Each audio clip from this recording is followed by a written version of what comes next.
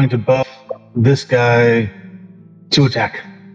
Buff him with attack. So here's what we're going to do to remember that. I'm going to tint that goblin red. That one is getting ready to do a massive attack.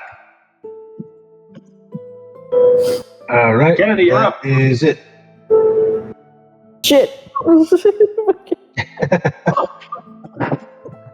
got interactive war battle going on here. That's pretty cool. Yeah, I am Scout Hunter. This is nice. Adding some neat things in. I hate these because I don't know what I'm fucking doing. Well, Kennedy, just put your big guy right in front of my red guy. Like, right there. It's a great so I can win. Fuck Well, off. because I'm just saying that if we kill off this guy faster, then us as the players get more goblins. No.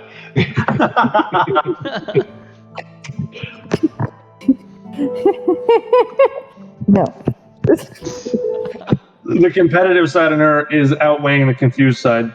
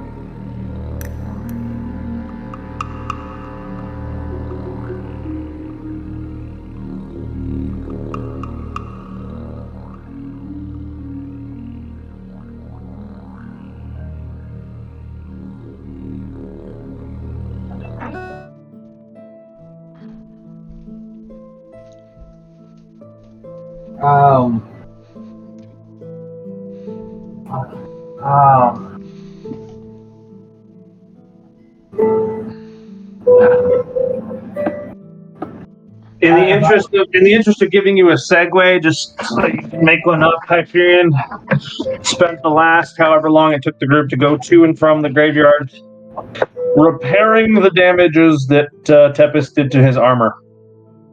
Gotcha. And so at this point, you'll be rejoining the group. Just so you don't have to make that shit up yourself either. You'll be rejoining the group, having repaired your armor and seeing them come back into town, discussing something. Okay. So Hyperion is going to waltz up to the remainder of the group and just sort of inquire, what are you guys talking about? I don't remember. Big fucking spiders. What about spiders? Big, large spiders. Almost as large as you, except like 10 times larger. That sounds problematic. Where are the spiders? At the graveyard. Go to the graveyard. Let's not do that. We just came from there. Not do that. Mommy Longlegs is looking for a dinner. Mommy along legs. Here we go. And it begins. And it begins.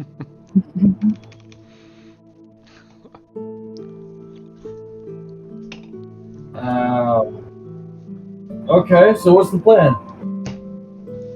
We're gonna ignore spiders, go kill goblins, bring them back to feed their bodies to spiders.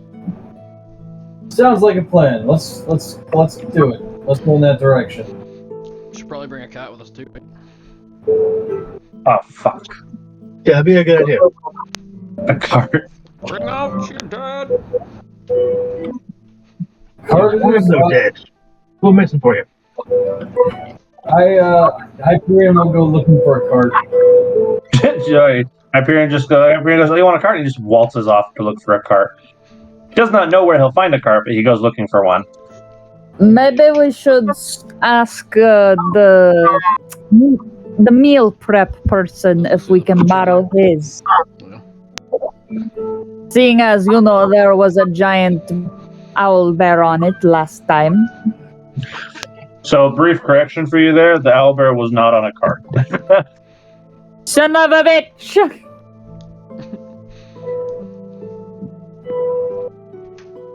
Its feathery ass was sitting right in the dirt next to him. Son of a bitch!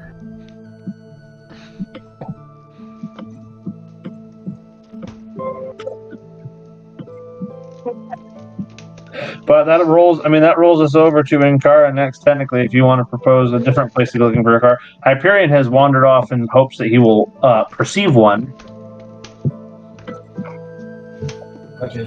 I am not sure where else to look. That was my only suggestion. That was all I got. I'm tapped out. Let's go walk up and ask him if there's anything around.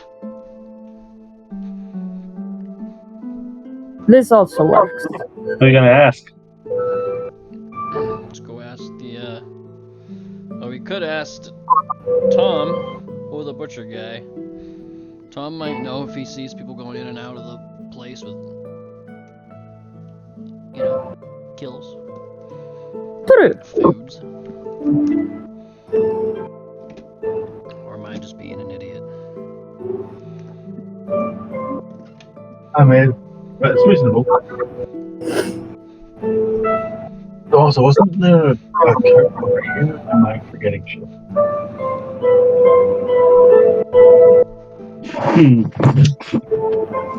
So I'm not seeing a lot of semblance of direction here. We're going to Tom.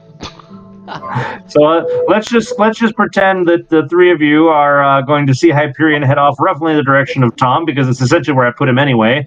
And as the group consensus seems to be to go ask Tom anyway, we'll just catch up to Hyperion. Sounds good.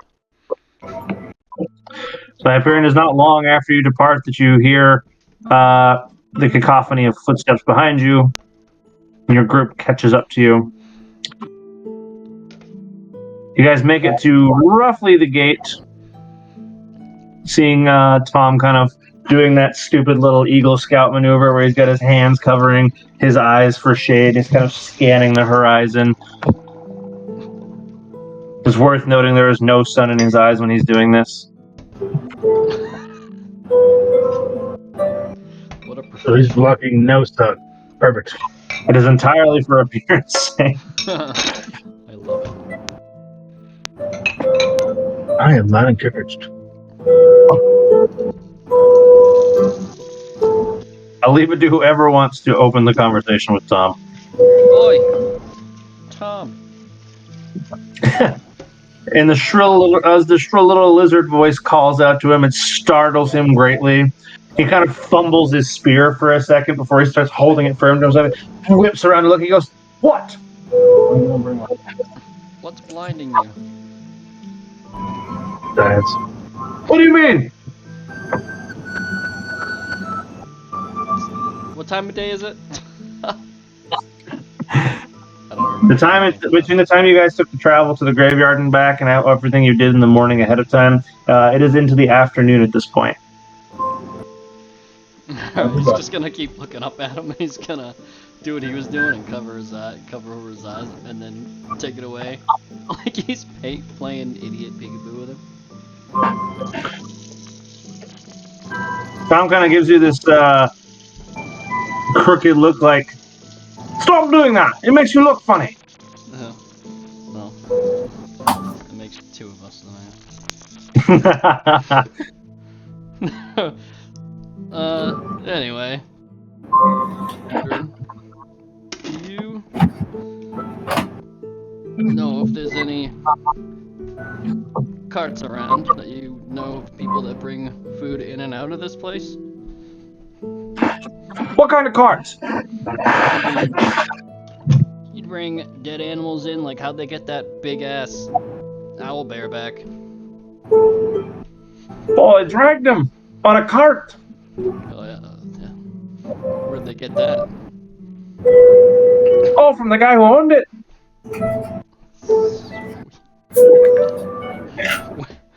Where's that guy? In what direction?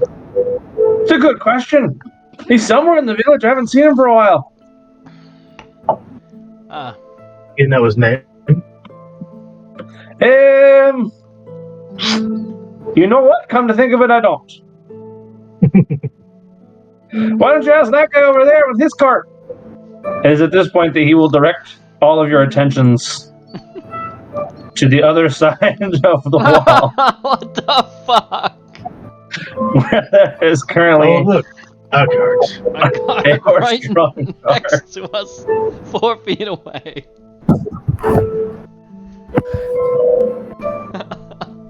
Hyperion, it is most to your chagrin to look and see this cart right there. I'm going to offer the benefit of the doubt and say he will have potentially noticed or not noticed it at some point, but it did not appear to be usable. This cart is currently filled to the brim with horse feed, and appears to have the ropes that would tie off a horse to pull it taken out at the moment.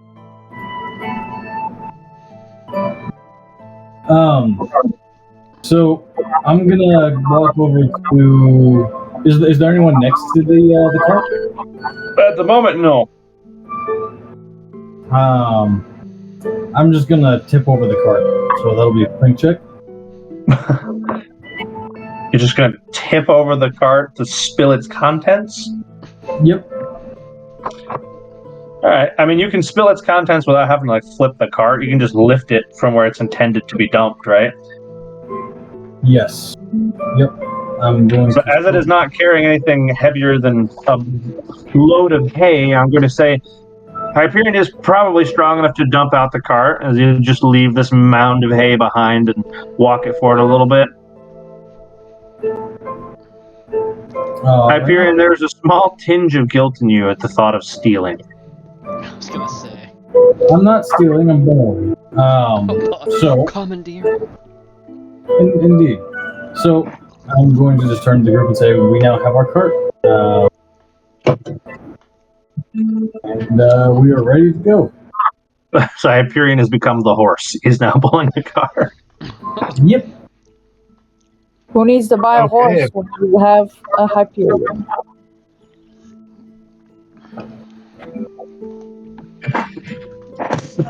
Well, now I played guess a game we with We are very much stealing from the horse stable. But you know what? We have found a cart. Let's go. So we rotate to Torin now, as Brill did most of the talking, and Kara and Hyperion have both played a part in getting the cart. Torin, are you feeling any tinges about Hyperion dumping several days worth of horse feed into the mud and stealing the car, or do you want to direct the group out into the woods somewhere? No, I think before we leave, putting this people where it goes wouldn't be a bad life choice when we come back and visit us. So we can kind of like move the feed where it actually belongs. That is fair. If the cart owner was to come back, I wouldn't mind tossing the corner to him like, can we borrow your cart for a day? I was thinking We'll of bring it back. Leave something for him. Like, I owe you. Let's see. Well, as convenient as it is for you in the manifest destiny, it so happens that this elderly gentleman, I say elderly, probably in his late 50s, with all of the mud gear on to be a stable master in the middle of cleaning, is going to start angrily trouncing up to see Hyperion hoisting the hay cart with his hands kind of raised in the air, like, what are you doing? He was just trying to unload it a little bit too hastily. But now you're here, where do you want it to go? Oh, it doesn't matter now. Oh, damn it. What are you doing anyway? Why are you unloading? Are you here to be stable hands, or you looking for work? Because, hey. Well, we in fact need to borrow a cart, and my friend here saw the cart and went, that one. but didn't quite think it through. The horse cart? Aye, okay. Borrow it for what? To carry things in like you would use a cart for ordinarily? Aye, but carry what, lad? Body transportation. Spider feed. I don't even know what to make of that. What's spider feed? Is it gonna You're hurt the better horse? off. No, it's fine. No, We will bring it back nice and scrubbed up and clean. Okay, fine. I doesn't much need it today anyway. I'll just shovel whatever hay I can over into their fucking bin. Yeah. Okay. Yeah, if you don't bring it back, you pay for it. That's my, stipulation. That's fair. We Yeah, bring by it. Yeah, I suppose. Whatever. I don't have time for semantics. Just bring the fucking cart back. I gotta. Yeah. He looks down at the mud, starts like kicking his feet as he goes back to what he was doing.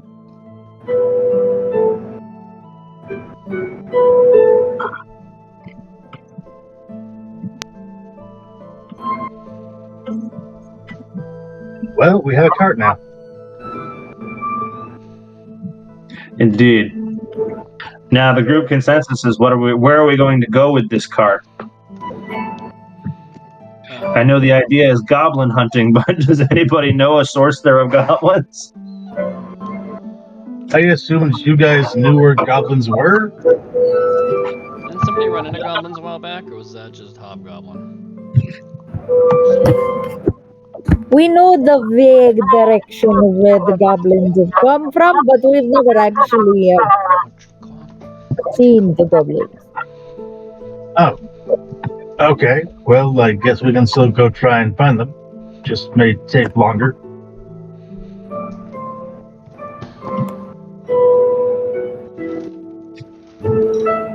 So who wants to be the one to pick at the very least, give me a cardinal direction? We'll go southeast. So be it. Back to the graveyard. No. Oh, yeah, no. Yes, I thought they were west. We're gonna go southwest. Southwest. That's what I meant. Yes. Southwest. Southwest we Just for can. kicks. Survival. Survival hoping for An idea of what kind of terrain the goblins might favor? aha. Okay. You know, Torin, that you will need to be looking for a bit of a clearing. They will have set up some semblance of a camp. They don't tend to just live under sticks and leaves. They like their tents, and the hobgoblins especially are going to want their own bit of homeliness. So if you can find some makeshift goblin tents, you know you're in business. A sort of village, as it were. Okay. Now, has the party seen an area like that, like a clearing in the past? Before my time? We have been to clearings, but they have yet to identify such a place. All right. Of course, they weren't Just for looking. kicks, would like Tom know? Like somebody in town might be aware of where goblins are to avoid them? Let's see here. Tom is going to hear you address him again. He has since turned back to doing what he was doing. He goes, "Oh, what now?" So, is there any chance you might know where there could be goblins in the woods? Goblins in the woods, eh? Pretty much anywhere.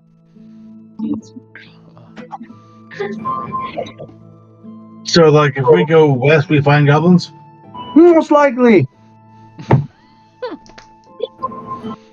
I mean, Yes. given this guy also does try and block no sun, that's a bit sketchy, but I'll give it a shot. Do you speak Goblin? Oh, good point. I suppose you could always call for them. Yeah, goblin.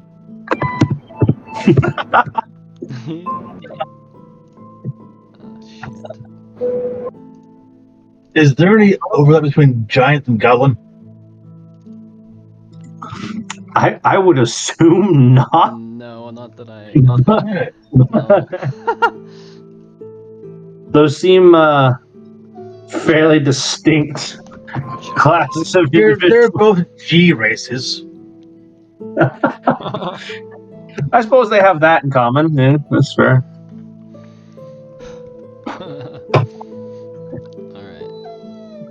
So, Hyperion, then I suppose, following the group consensus, you will start pulling the cart out the door and roughly to the southwest. Yep. Hyperion's going to take the lead on that and head out towards the southwest with that cart. Worth noting that the cart is not an asset, so we're just going to assume from here on out that Hyperion is carrying it. What? That's blasphemous. There's gotta be one on the list. As of yet, no. Believe it or not, I have never had a horse-drawn cart in my assets list. Really? Not even like a pre-made thing? I can't use any of the pre-made stuff. I don't have access. What? Yeah, our tier of subscription no longer gives me access to that. Are you kidding? That's so shitty. Damn.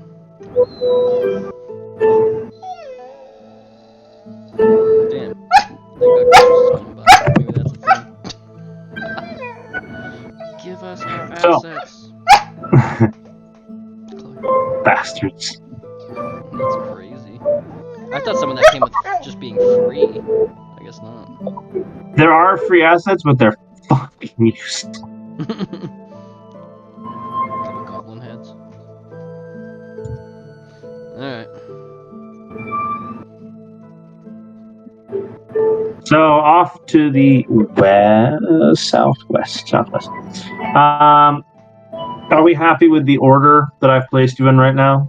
This kind of implies that Ankara is behind the cart. Yeah. Sure. I'm hanging on. So the side of it, I Let guess. me. You're gonna hang off the side of it. Torin, you want to hang back a little bit? Actually, I think I now am not linked to my light Oh no!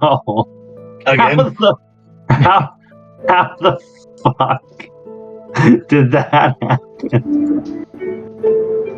That's I can see Hold on. my name, but not myself. What the fuck? There we go. Did that fix That's it? better. Oh, because I you got the think glitch so, where your yes. light's coming out of your ass. What the fuck? It's coming out the other side. Oh no. Well, Torin's gonna be facing his token's gonna be facing the wrong way, but that doesn't really change the timbre of things. That happened to somebody else too, and I've yet to figure out why. Alrighty then. Heading off into the woods we go. I will do the following, as I'm going to bring us just out here away from town a little bit. I will do the following as we progress. The group consensus roll, which is to say, I'm going to have everybody roll their own D100, and then we're going to do some picking here.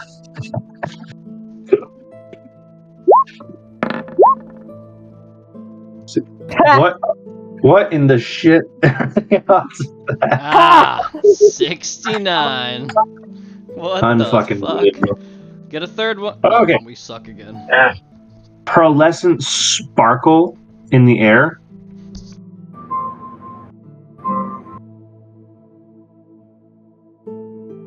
It is like a wisp of sort that kind of glimmers in front of you Shiny. and then sort of darts off. Knowledge the hell?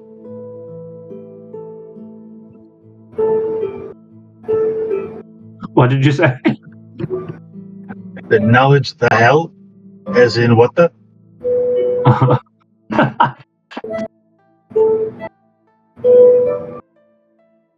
And after the group is sort of paralyzed by questioning, the wisp comes back for a moment, gets a little bit closer, almost close enough to like touch Hyperion, and then is gone.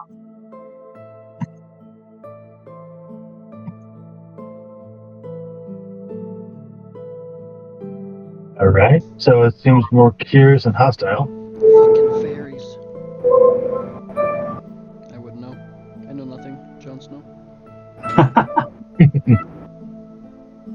Come back and ask. How's that girl?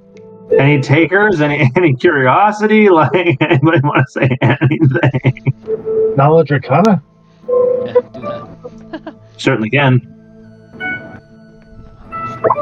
No, actually, I can't. Forgive me. Oh Jesus. Well, Tori, whatever types of magics this is are not well within your area of expertise. All right. Not so far as in to say, at least you can say that it is a form of magics, but what form is not clear. Is it by chance divine magics? Oh, damn. It appears to not necessarily be divine, but it is very pure. Ah. Interesting. It's not arcane in nature, we'll say that. Okay.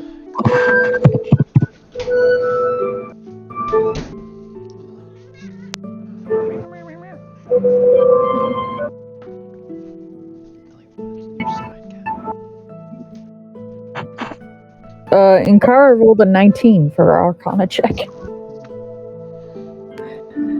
Okay.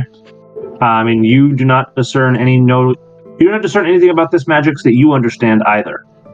It is not, Yeah. whatever this is, it is not really a spell. It's closer to divine than it is to arcane, but it is not either. We need a druid Oh, damn! for the first time ever. Oh, Arcana check. Oh, that was rude. Oh, fucking rude. What, druids? That's funny because Am I wrong, though? the games I play druids. You know, I'm not gonna weigh in on that one because there's some biasing going on there. Hyperion, you rolled for something, but you didn't roll for any particular skill. What are you hoping to roll for? Arcana. Hyperion's knowledge of Arcana is fairly limited to begin with, and whatever this is, you know it squarely falls outside there of your information. What this proves to you is that this is not something fiendish in nature,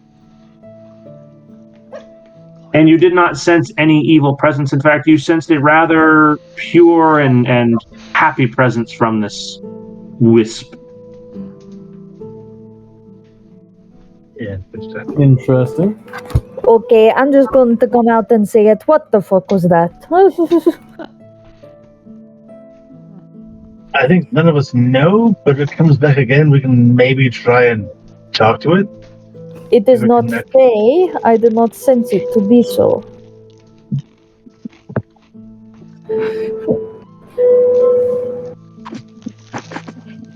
How far away is your Fey effect have to be? Not that far. 10 feet, 30 feet, 60 feet, 100 feet? Far enough.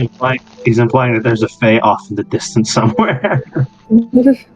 Oh. In the basic vicinity, I guess.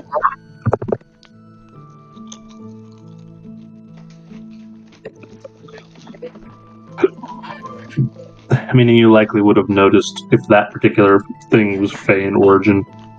Correct.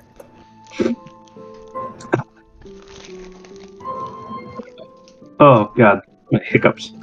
Ow.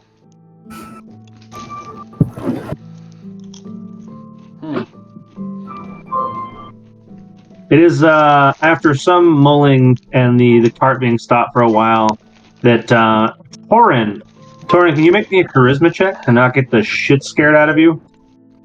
Hopefully, yes. Ah, You want to check or save? Oh, save, yes, that's correct. This is a save in this case. Something is happening to you. Ah, well, okay.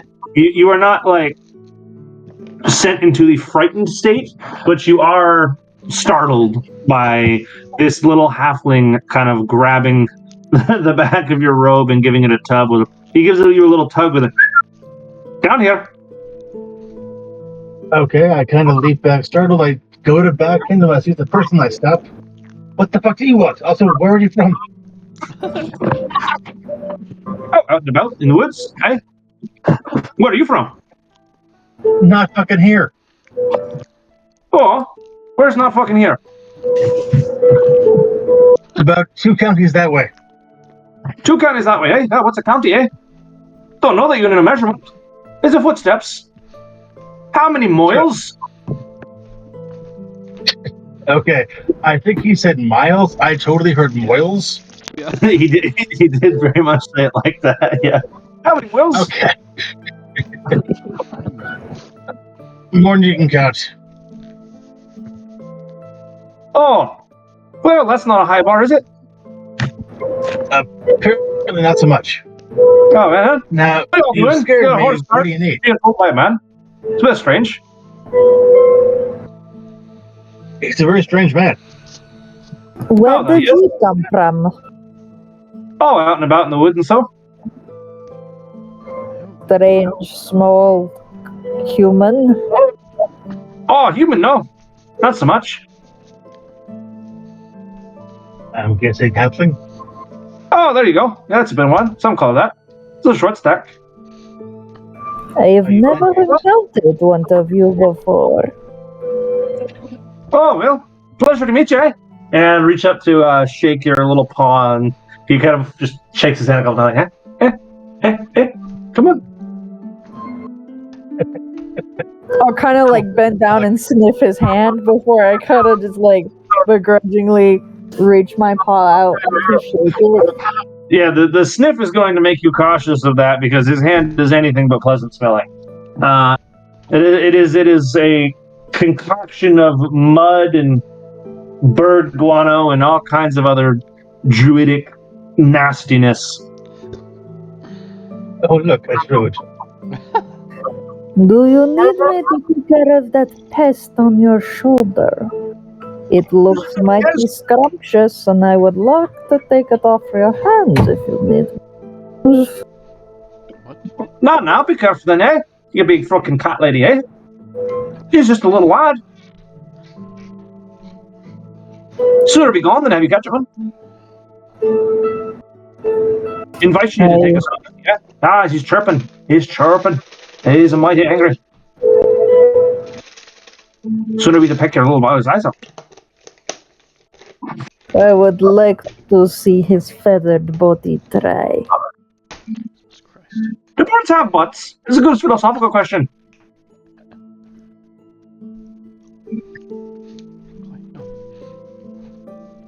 Okay, but I'm still unclear why you just kind of came out and grabbed my pant leg. Oh, to get your attention, of course. Big people really very look down. Chloe, that's a joke. Let me rephrase. I got the literal reason why you did that. I'm wondering, why did you want our attention? Do you need help? You're just saying hello. Oh, well, you're a bunch of curious folks, aren't you? You could say that. Bunch of curious folks in a very curious place, yeah. Looking for curiosity. And I'm a very goblins. curious halfling. Goblins, eh? Why are you looking for goblins? So aggressive little shits they are. So could be some halflings, so I've heard. Birds are not much of a fans of the goblins, eh? The I little said- ones don't. I said halflings, not birds. I also know about halflings. How much you know about halflings, eh? He's seen another halfling. He says I was the first one. How's he gonna be making such accusations? I could say the same thing about big cat ladies, huh? Threaten to eat the little red jay.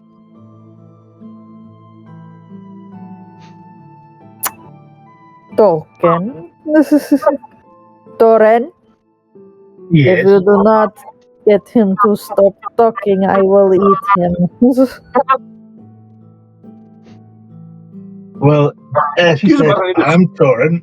That's Ankara. And who are you? Oh, it's not much about a name. Just call me the little one.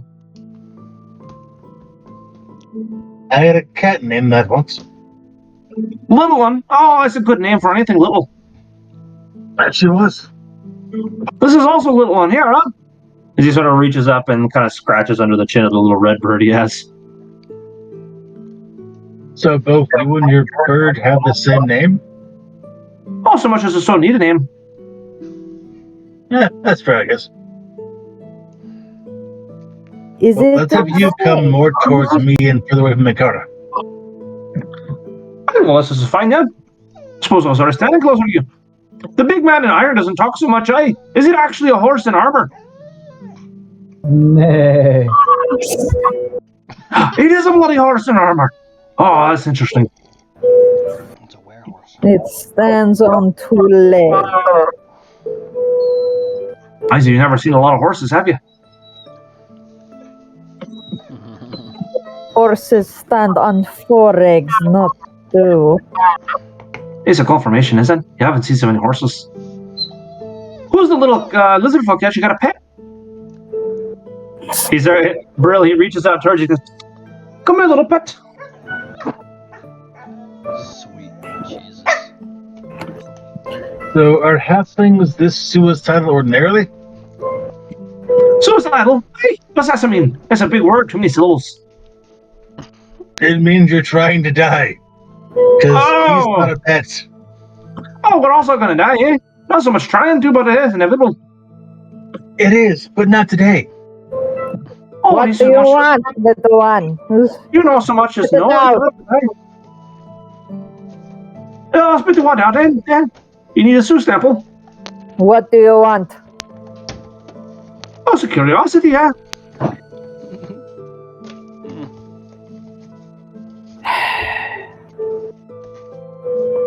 What do you want, cat lady? Besides to be a violent little pecker and eat the birds. You cannot give me what I want. She's a confusing lass, isn't she? Yes. Righteous house cat. Really met, but yes. Huh. So what is this band of traveling compatriots tonight pulling the hearts of the woods? You got yourself a horse in horse armor, you got yourself a lizard pet. You'd be the only normal one around here, and you got a feisty house cat with you. What you after? Well, you're not wrong. You're not my ordinary traveling companions. We all kind of found ourselves here together. Not quite sure how or why, but we're trying to get out of here. No offense, your land's quite nice, but not our homeland. So our current kind of reason for why we're in your woods is to find the goblins, probably fight the goblins, and then bring the goblins to the spiders as kind of an offering of peace. Oh, for the peace, all the bigger spiders, not too much of a brain on them. Have you seen the spiders? They're fucking huge. Ice is a big body, but not so much a brain on them. Not so much as the tree has a big brain on it, eh? They don't need a big brain. They have giant fucking fangs. For the record, for those who speak whose characters speak a couple languages, I don't think any of you speak Halfling, but this guy's speech is particularly hard to understand as he kind of slurs his language in and out of Halfling and Common. That explains the accent. Okay.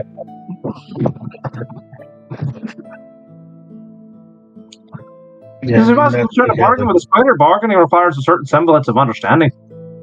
Who's to say you're going to make your offering to goblins and you're not second snack? Yay? Second breakfast to Torrin in? Nice. Well, the goblins will not likely be alive when they're at the spiders. Also, have some more reason. Spiders do be liking to catch things. Like halflings? Oh, so much so, yeah. We'll just throw them into their webs then. The Okay, birds are so, like the spiders very much. You notice if you go over there, you won't see too many of the tweeters.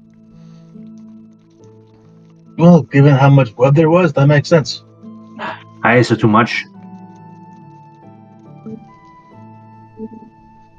Okay, so I guess we should now try and knock the goblins out, but not kill them.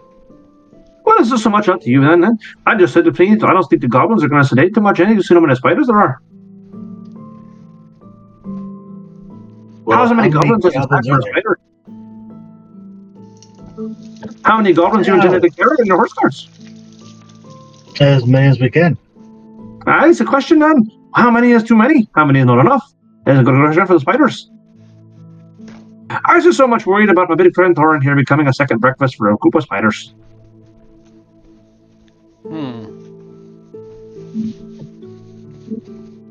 Remind me, how many spiders did we see?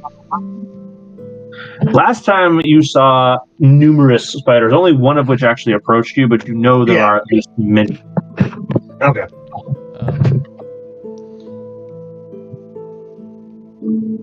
He's not kind of a woodsy fellow. Go ahead. I don't know if I'm just losing my mind. Did Torin introduce himself with his name or not? Ankara called him Torin, so then Torin called him. Okay. So Torin has essentially introduced Ankara and himself. He keeps calling you the pet because he doesn't know your name.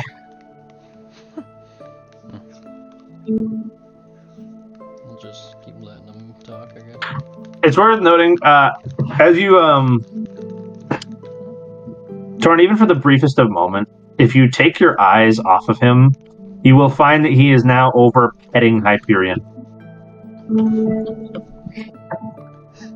Hyperion, this little halfling is now just stroking the armor on your thigh.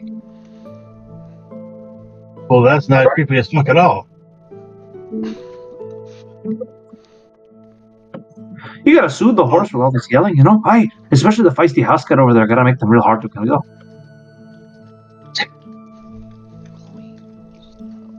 Yeah, but see, he's not actually a horse. There is a person inside the armor who I don't think is going to take the soothing that well.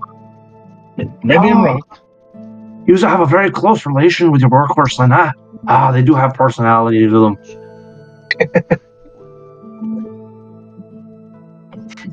Hyperion, do you want to engage with the halfling that is stroking your leg?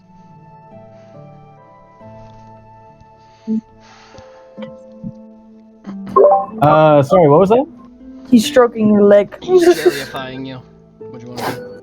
Hyperion's just gonna stare him down. There. See? It's a friendly lad. Yeah, you just gotta know how to treat the horses.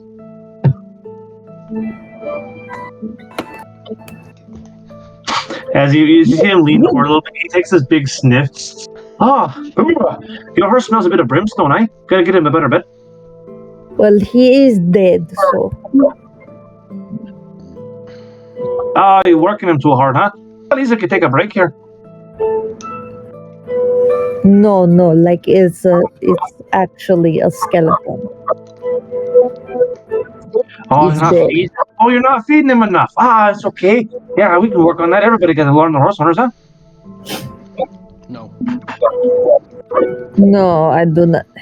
And Kara's gonna go over and just like lift the face mask on Hyperion and just be like, "It's a skeleton." Hyperion, are you going to allow this to happen? Yeah, Hyperion's going to allow for it to happen. Just going to allow it for dramatic effect. Alright, well, as you kind of walk over and reveal his, Oh, did we lose you at some point, Tor? There we go. How long ago did we lose you? Less than a minute, I think. It was when you had Hyperion glaring at the halfling. I see. Who I think was like, he's my friend now. It's like, what the fuck? Read the room.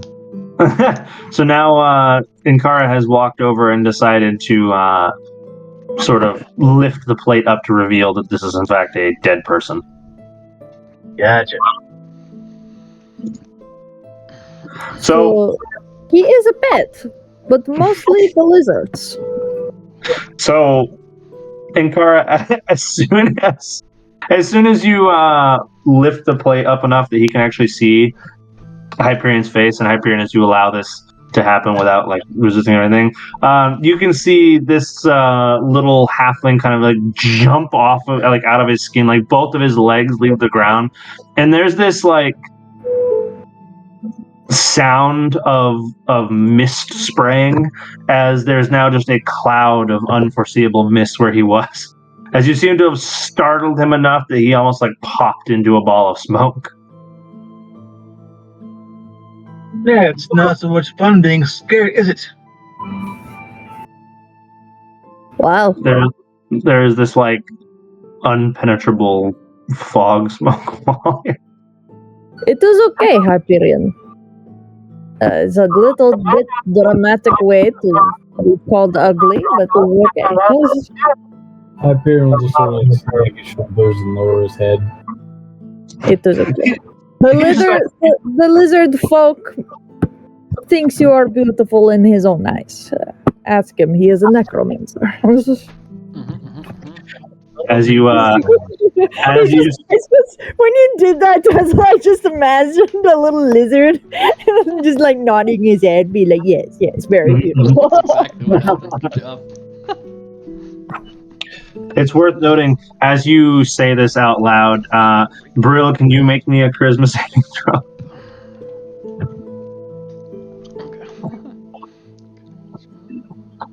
Oh, great.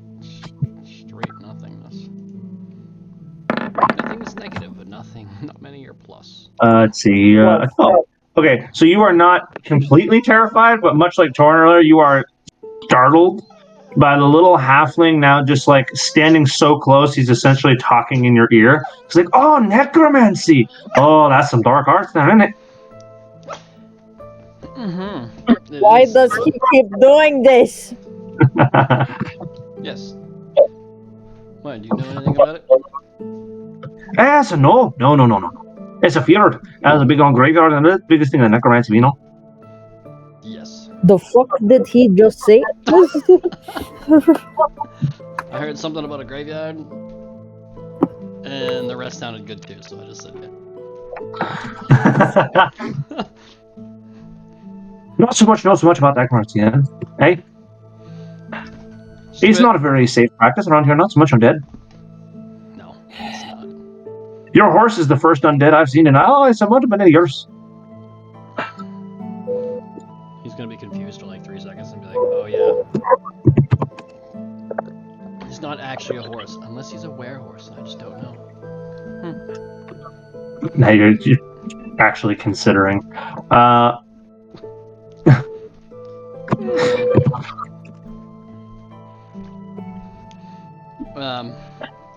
Yes. Stuff's kind of can be questionable. Some people don't like it. Torn, as you I don't stay in large cities very long. being as you were the first, you kind of were sort of paying attention, but even having been startled in this way, you did not kind of see how it was he popped in. The other two are facing the wrong way. You're the only one who's almost facing the right way to see it happen, but you didn't quite catch how he just sort of popped into existence there. Sneaky little hobbit. Hobbit! Oh, it's a bit of slang, isn't it then? It's a bit rude. It's a grumbling hobbit. It's a halfling. It's a proud halfling. It's a hobbit with the hairy feet. Okay, listen here, beef bone maggot. Or whatever your name is. What so do you want? They call me a little one, eh? Oh, so what do you want, eh? You're talking about finding the goblins, so let's go have to find the goblins. Well, then lead the way. So we can yes, stop wasting time. Oh, it's not so much wasting time. It's about goblins, much of it nocturnal. They'll be out more active during the night. Why did you just say this now and not later? Oh, she's not so much asked, did ya?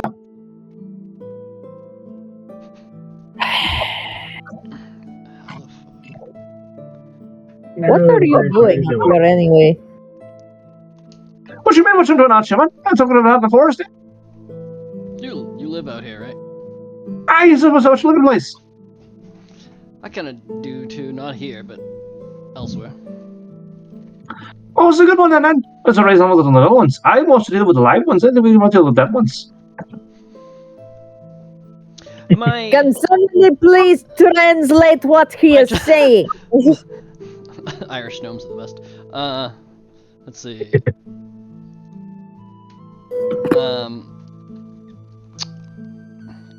Sorry, I had something I was gonna say, and then I noticed that apparently they have... How the fuck did a Winnie the Pooh Blood and Honey get a second movie? Yeah. Fucking. Anyway, I can't wait to see that shit. So the little halfling, after whatever the hell he just said to you, Brill, the only two phrases you caught were living ones and dead uns. And he just kind of starts trotting his little self.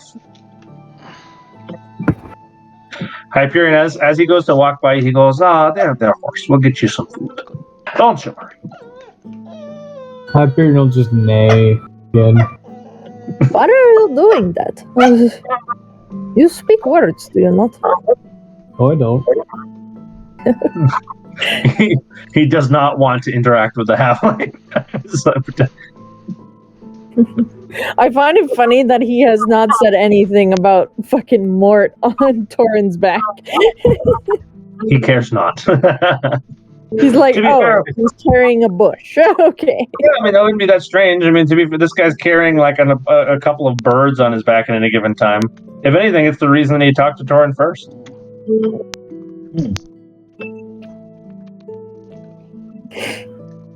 Okay. Worth noting, as he continues to walk forward, he'll have this moment where he passes through like a little bit of foliage, and it should just be as simple as following him in a straight line. But as he passes through this foliage, Torin, you once again, though this time not as startled by it as it has come to be a not expected but uncanny thing. He is now standing next to you. He's like, "What's taking you guys so long? You walk a little slow." Looking at him, where he was, back to him. How did you you were over there? Oh, so it was? Yeah. Walk over here. Yeah, I didn't see you walk from there to here. Like, I'm just curious how. Oh, it's a sneaky little bugger, isn't it? You have to be to live out here. Too many dangers.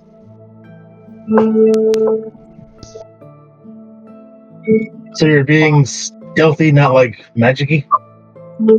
I suppose it's a bit of both, then, isn't it, Ed?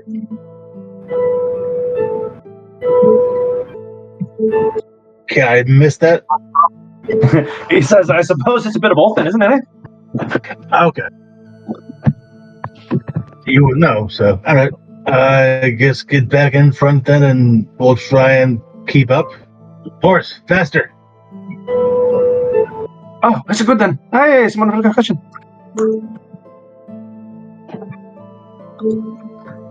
As he is once again just skipping along in front of the group. As he's now leading the group off in some direction, does anybody have any comment on this little bastard to each other? He's out far enough ahead that he's not presumably not listening to you. Does anybody want to comment to each other as we're traveling? Are you sure he is not an annoying small human child? No, they're annoying. They are not this annoying. I see. Yeah. I have run across very few human children, but never a halfling, as he says. But they are very similar. Some beings like this can be strange out here living in the wilderness. Yeah, does he seem like Maybe he kind of belongs here?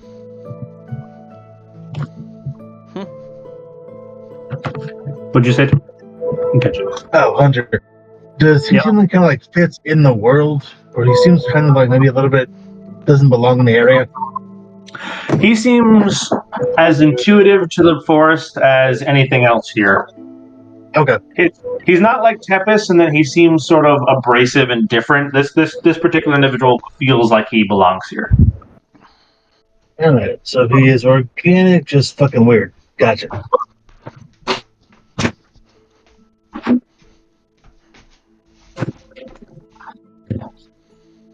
Do you think he is a cannibal? Oh, Lily! You know. Did you say amenable? Cannibal. Cannibal. I mean, we are following a strange, possibly psychotic, small child human halfling thing into the forest towards his house. Without any question. Hyperion. Well, there are four of us. Hyperion, could you make me a perception check? Yep. Hang on just a moment.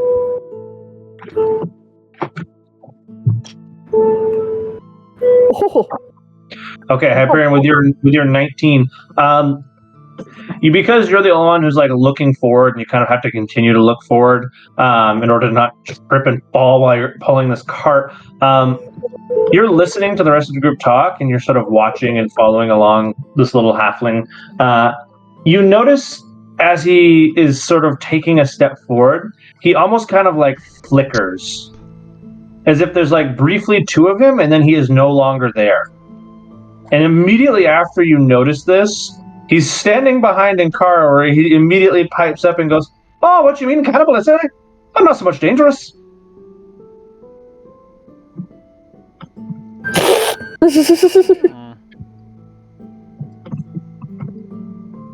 Do not do that unless you want to keep your skin. I think you meant to use a double negative there, lass. I know phonetics aren't for everybody. No, I talk in the perfect English. You gotta fucking assume there. Perfect common. I do not. I am not from here. Oh, that's all right, eh? Phonetics aren't for all of us. Some of us got clearer speech than others.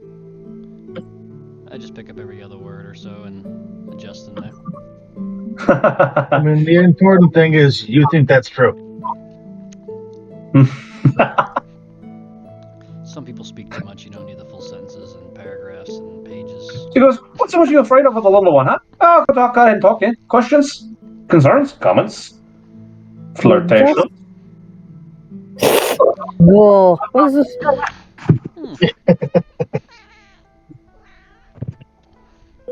And if you try to flirt with me, I will put an arrow where the sun does not shine. Where do you think the sun does not shine? Hey, there's much fun for plants. On your body? Your ass. Specifically on my arse. I think I spend a lot of time with the sun for the arse, eh? You gotta put an arrow in its ass? Is that what you just said? If you spend enough time upside down, the sun will touch all the parts of the sun, Ash. Doran, get him away from me before I skin off the rails. So you're gonna put an arrow in his ass? Is that what you said? I said if he keeps flirting with me, or tries to flirt with me, I'm going to shoot an arrow where the sun don't shine. He then asked, "Where does the sun don't shine?" I said, "Up your ass." And then he countered that with, "If you spend enough time upside down, that is no longer true." That's very true. Okay, little one. How about less talking to the cranky cat lady and more being in front and leading the way? Oh, it's okay. PTSD with arrows in the ass. You're in a rush, aren't you, you big grey bastard? All right, let's go!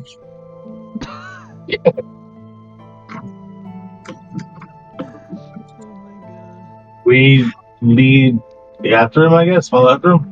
At which point he is now once again the 10, 20 feet out ahead that he was. He's kind of waving back to you like, "What's taking so long?" It's a slow horse. What's your name? It's a very sickly horse. Let's go! It really is. It's taking out. What's your name? There's a whole party joke in the other group. The person's Pokemon D&D character, they are Tony and Ezekiel. It's fantastic. Nice. I approve. That's fantastic. So Hyperion, as you quietly follow in your horsely duties, at some point he's going to stop out in the middle of this pseudo clearing, and you see that little wisp kind of float its way over to him. He reaches out and kind of makes a platform on his hand for it, and he seems to be almost like playing with it, as if this ball of energy were like a little ball of sorts that he can play with, like a little rubber ball, as he's tossing it from hand to hand, and he kind of gives it a blow on it, and it goes flying away. Is that thing yours? Oh, so nothing mine, eh? Ownership is not right then. I knows him. Is that thing your friend? I said there's a better term. Yeah, friends it is. If I could ask, what is that thing? Oh, that's a good question. I don't so much know what it is. It just appeared here one day, and made yourself friendly. The little thing you just blew away? How long back did it appear here? You know, I can't so much say that my memory serves me so well right now. So long ago. So not like 4 or 5 days back then. It might have been in it 4 or 5 days ago, eh? I think it must have been the first time in it was it 4 days ago, so, eh?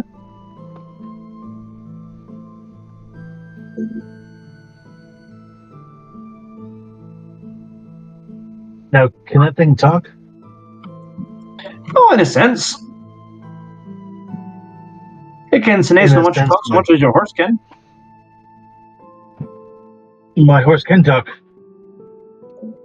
You've got a talking horse, and you've only just now introduced me. Hey, so where's the lad?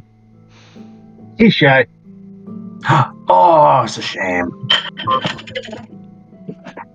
He carries it with him on his back. Use a talking horse on your back. How's that work, eh? This must be a little one. Wait, I'm little one. We got a third one. Let's see him. He is very suicidal. You keep using that word. Seems like a lot of sphere of influence around you, eh? Lots of people wanting to dice.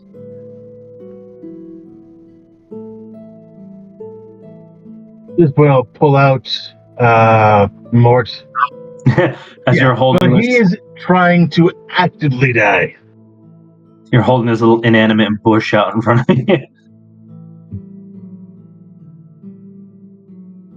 He goes, so what's going on there? It's a bush. I'm gonna little poke, like, what? The hell? You see this, like, brief little eye open, like, no. Oh, come on, Mort. Don't you want to freak them out? If you freak him out enough, he might kill you. No, he won't. That should not be a valid argument. He opens up just a little bit more. He's like, no, he won't. I know that stupid druid. You do. You know him. He goes, oh, it's the little Bushin! And he's just now over here behind you.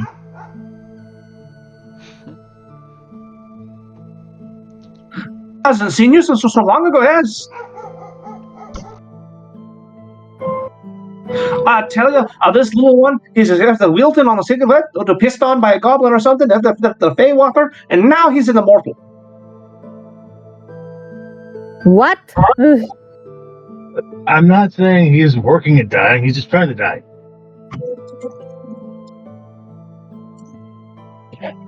Have you ever tried, Birdman? Have you ever tried speaking slowly? Well, it's not so much speaking slow, eh? There's so much time to speak slow. Much more can be said than speak fast. But it does not help if you have to repeat what you're saying, because we don't know what you're saying. So it'd be easier and faster if you slow down even a little bit, so we know what you're saying. Therefore, we do not waste so much time as we are now. I think I'm having quite a conversation with the big grave, huh? Just because you're a bit of a slow reading comprehension, yes? Doesn't mean that we're kind of a conversation with the big green lad. I mean, you're right, but when the cat gets cranky, we all get kind of upset. She has claws, they're pretty sharp. The cat today. It's okay for a cat to be cranky, yeah? But you need just a bit of a spray bottle in, yeah? So much of a thing. If you spray me, I will blow out both of your eyes. And I like water. See, it's like that's not much of an attitude problem, eh? It's much easier to deal with. You just ignore them. Hey, Drew, do you know the create water spell? Someone should call me, eh? Someone should call me a druid. I've heard of little people like your last call me that before. I'm not so much sure what it means then. Pretty sure. Didn't the bush just call you a druid too? Am I wrong? As I said, so many people call me a druid. I don't know what so much means. Can you turn into animals? They're pretty rare. I knew. So much as turn into, so much as mimic my friends and compatriots around the forest. So yes or no? It sounds like functionally, yes. I suppose it depends on your definition. Can you turn into your bird? I suppose I could. Not so much want to be with little one. I'm already much of a little one. Of course, the cat wants 2 birds. 2 birds, 1 stone. 1 arrow. Yes, 1 arrow. Aye. But druids are kind of like nature folk, magical, but not in the same sense that I am or the lizard boy is. Ooh. Oh, it's just like a druid is so much custom magic. Ah, I see. Okay. Mort, what do you know about that one? It's his fault. What's his fault? It's his fault that I have to be alive. What? I was a perfectly happy, wilting little bush, soon to be doomed and dead, until this little halfling came along. Tell us your story, Mort. I mean, that's kind of the whole story. I was going to die. I had already turned yellow, and I was rotting into the sweet embrace of Mother Earth. And then this little creature comes along and feels bad for me and says, "Oh, I'll help you, little plant." And now I have to not die. So, before you met him, were you able to talk? I mean, I don't know. I never tried. What did you animate the bush? So not so much intentionally. You animated Mort? So not so much intentionally, as I said. It's a little rotten fellow. It's goblins and other creatures and lass come along trampling parts of the forest, and that comes along and helps to try to fix things. And this little bush was in particularly rough shape, so I gave him particularly rough treatment, The rough enough treatment that you made him immortal. Oh, he's not so much immortal. He cannot die. He's been living That for a is million immortal. years. He's not so much immortal as so much he's not found the correct way yet. What does that mean? Maybe I can kill him. What is the correct way to die? I don't know. With a strong faith in my god. See? Listen to the cleric. Best way to die. Andre, real quick, what does this bright pink dot mean? Where's there a bright pink dot? Down south. I saw it also. I was like, is that a trap? Oh. Ignore the bright pink dot.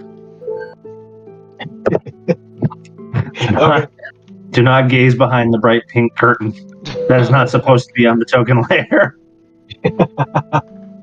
Good to know.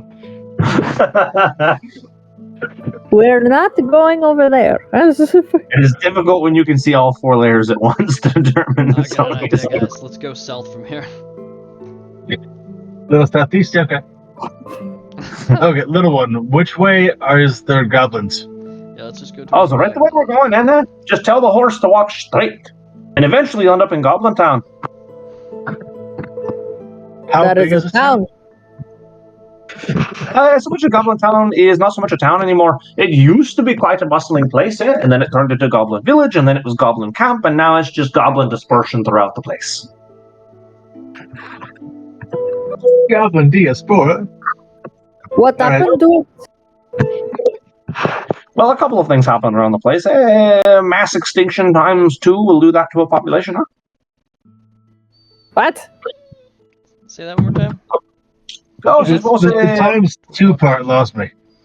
I think I Not so heard much lose the majority of their population a couple of times. the goblins are Okay, so it wasn't a true. From what? All different things. Yeah. Well, if Were you're they looking attacked? to... In a sense, they were attacked. Yeah, at least in the most recent extinction.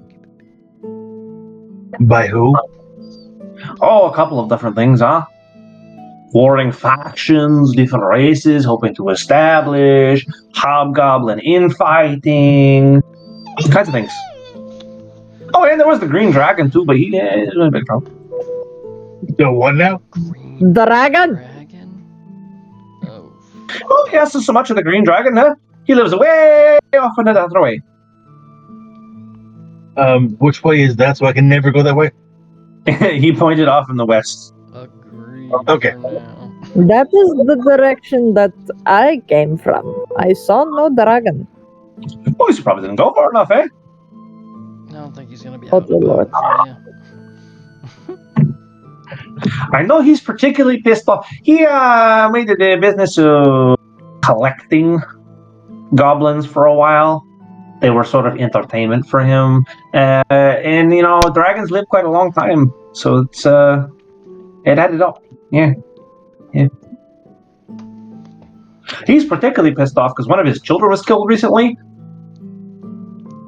Somebody- Which Kill was... the small dragon? Which was what, man? What's the questions? Too many questions coming at little one at once. What killed his child? Oh, another group of strangens. Yeah. The other party go with a back. dragonling. The other party killed a hatchling? Oh no. What a bunch of Yes. nubbies. No. Yes, the other party killed a green dragon wormling at some point. Yeah. Damn. Oh no. Well, that's not provoke the dragon's ire. Okay.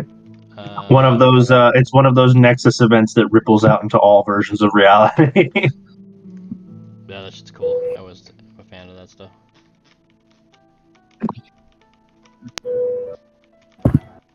Okay, less talking, more walking and talking.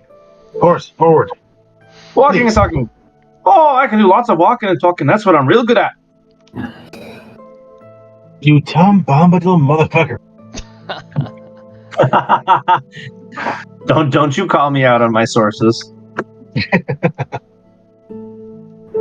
Wouldn't dare. So you guys continue to follow along with Little Un for a while. And eventually you come across, I'm going to, what's the word for it? Non-linear space travel this a little bit here. You come across what was a fairly sizable clearing. And there's evidence in and around that there were a myriad of living structures here, tents and campfires and various things. There's also evidence that some of these trees weren't always where they are. They seem pretty freshly grown compared to the wood around them. There's not as much damage on their bark, and well, they're also just smaller. This entire area appears to have once been a little bit more lived in.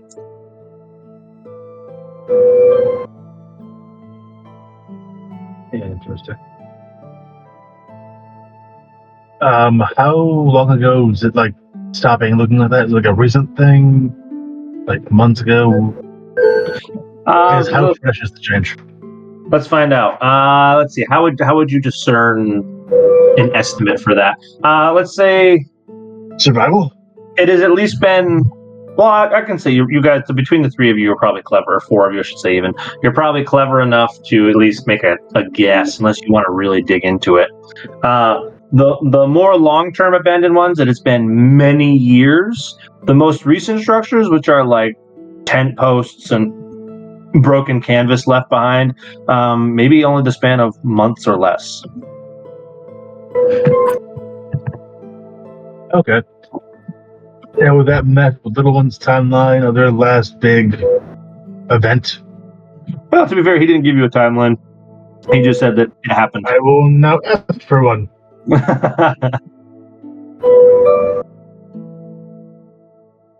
What is that? You're looking for a timeline on the goblin extinctions? Yeah, if possible. He goes, oh, okay, well, let's see here. Last one was not so long ago, actually. Continuation is sort of ongoing. Will have started in last... Yeah, so what did the...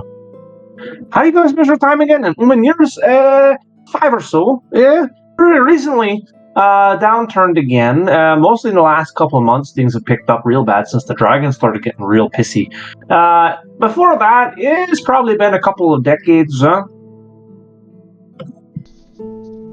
And I'm gonna guess the dragon being pissy was because its kid died. Well, she was a little bit pissy before that anyway, but yeah, the death of the wormling did not help much.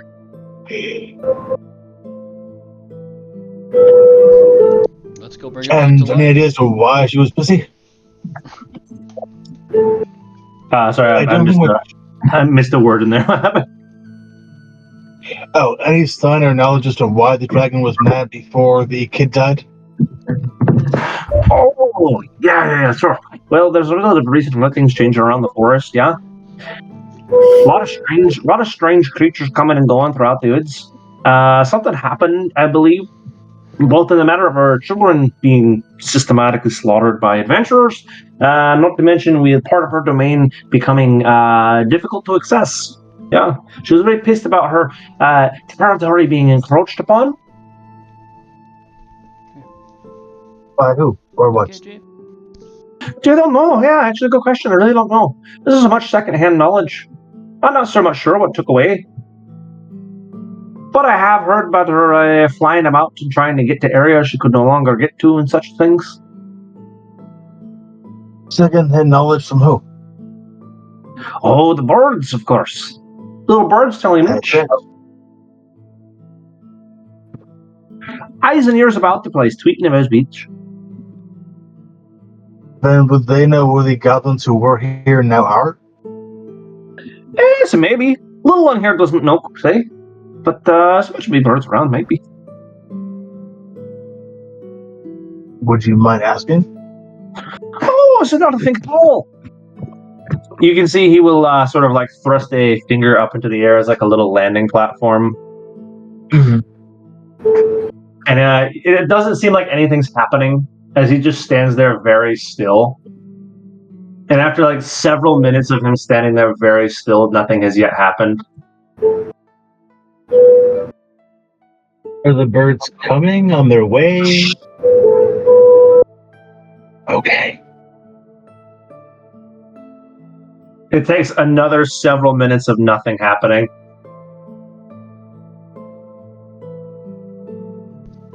I'm gonna go pet our horse. And as soon as there is the slightest bit of movement, you see this itty-bitty little robin, probably not even fully developed, just land on his little finger. And he holds it up to his ear and he listens for a moment. Okay. All right. Yes. Okay. Thank you. He sends it off. Yeah, so much of the goblins around here seem to have dispersed lately. Two little guard bands left, eh? One heads to the south, one heads off to the west.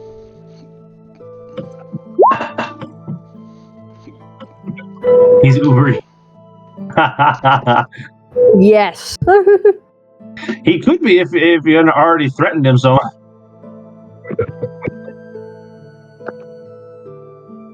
Okay, so south and west, and the dragon was west, so west and north to south. I feel like something happened to your mic there. Did anyone else understand him there? I did not. Mm-mm. Better now? Hopefully. Better now. Okay, that's weird. No, I was saying, if we can go south or west, and the dragon is west, let's go south.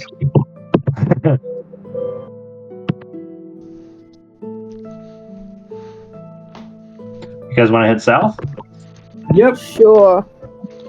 That's what I said. That is what you said earlier. Although when you said it, it was perspective, right? It would have been elsewhere. South from here. All right, so the group will rotate. It's worth noting at this point that Little Un seems to have disappeared. To be clear, little one bird or little one halfling? Both. I'm Oh, gonna guess thanks, no one boy. saw them go.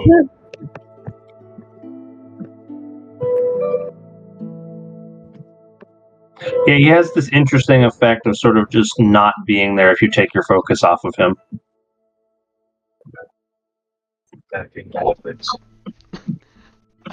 Tricky. Okay, I guess we go south and quiet. I have mastered What the did- skill. what of did you just standing say? So Your breath. incredibly still that I become invisible to the eye. He said filthy. Fucking halflings. Oh, fucking halflings. This man's got the fucking one ring or something. Yeah, all right, here we go. That's not a good thing to have. Let's see if you guys walk down. Whoever's perception is high enough to see this, as you guys begin to get close, I'm gonna say probably all of you higher than 13 passive perception. Get back on the grid, you son of a bitch. There. No, mine's a 10. Yours is a 10. Hyperion, is your passive perception higher than 13? No. Well, Mine is 12.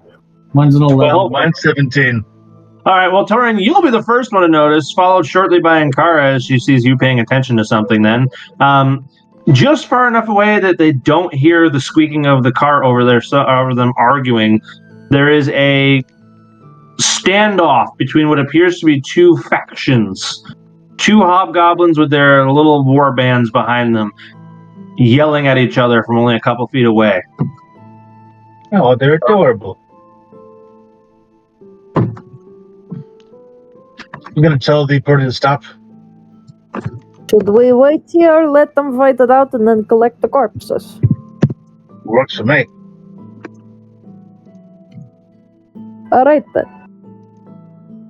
Can we try and hide a bit out of their line of sight? You certainly can. If you're going to do that. stay out of this. For right now, I think, yeah. Inkara's gonna just jump straight up into a tree. Make an kinda athletic check. Let's see how high into the tree. How successful of a leap. Are you first branch up, or are you up? No, you're up. All right, so Ankara takes hide with a immediacy to it. What are the rest of you going to do to sort of get out of the immediate vision? Try and hide behind the tree, and Kara's actually in. Mm-hmm. Where's my stealth? Okay. That's my stealth. Oh shit. Brill, we'll go to you then. As where's the little lizard gonna go? 3. Oh fuck! I forgot. Heavy armor. Short grass, or is this tall grass stuff? Whereabouts? Wherever we are. Right now, it's pretty short. You wouldn't really be able to obscure yourself super well. Fields, okay. Yeah. Alright, Thorin is going to attempt to be out of the line of sight as he tries to stand behind the tree, but he manages to stand in such a way that he's sticking out on either end of himself. It's a narrow tree. I am not narrow. See, he is very much visible to anyone who remotely pays attention, but he's at least behind something. Hyperion, you attempted performance for what? Hyperion's already pretty corpse-like, so I just fall to the ground and close my eyes. So he's gonna play dead. Well, other than you as an individual are not doing. Hyperion just T-posing and then falling backwards. Just falling back.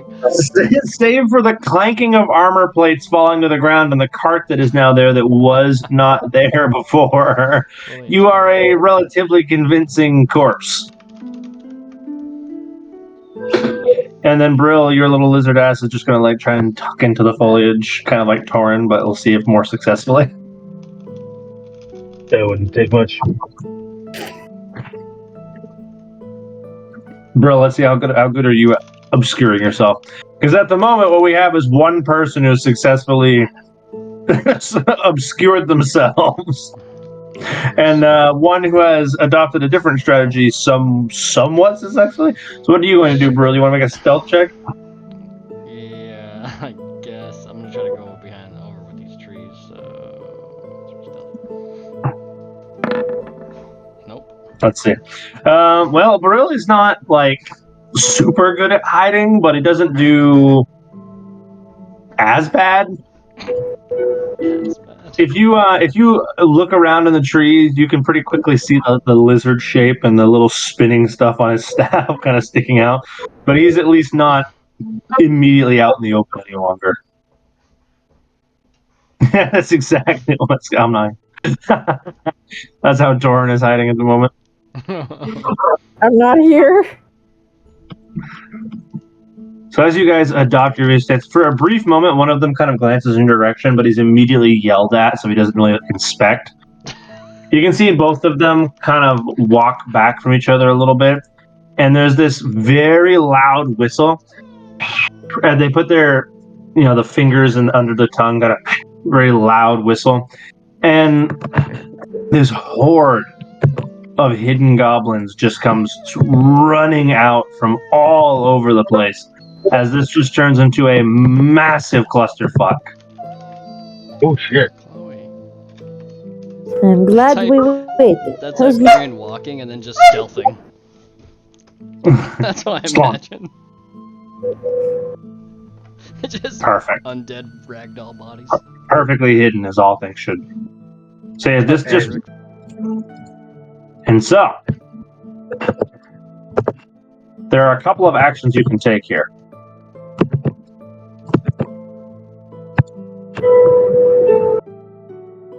You can make one attack with your commander, and you can make one attack with each group, or, and this is what makes it interesting, or you can move one or the other. So you can either change your formation and defend from an attack, or you can attack. So we're playing a bit of goblin chess here. No, I'm not good at chess. Neither. Okay, how do they move? The commanders, though they are beefier, move less per round. You get 1 square. Okay. Each goblin army can do 2 squares. Okay. And attack versus defense. If you choose to attack, you forego some of your AC in exchange for the attack. So it's basically, if you've ever played a card game, you have to choose between attack mode or defend mode. Okay. So you can say, I want these 2 goblins to attack this group, and now you have a combined attack versus 1, or you can have these 2 goblins defend versus an attack, or combine their defenses. So it's a matter of how much do you want to commit to an attack and how much do you want to commit to defense at any given time. If the commander attacks or defends, it is similar, but when the commander defends, he chooses an army to buff.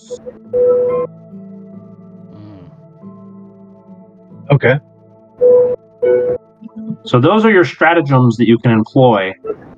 In the middle of this combat, there's going to be one time where Trevor is going to be given an event, and there's going to be one time where Josh is given an event to trigger, and they get to decide how chaotic and they want that event to be, but it will change things up. Okay. Oh, fuck yeah.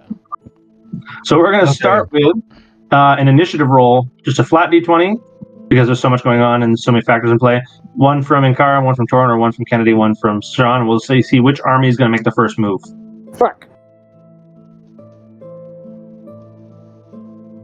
So Sean, your army is going to make the first move. Okay, a few more things. Do the attacks have range? Everything here is melee. Okay. To the base. And is the win con killing the commander or the entire army? The win comes either from eliciting surrender or total wipeout of the opposite party. Okay. All right, we can roll with that. And it's movement or action, correct? Yeah, you have to choose. Do you reposition or do you take an action? And reposition, you get. They're basically so essentially. There's 3 actions: you move, defend, or attack. Okay. The purpose of defense being like body blocking, right? Like I'm gonna put these 2 here in defense mode. Now these goblins would have to go around or try to break through the wall. Yep.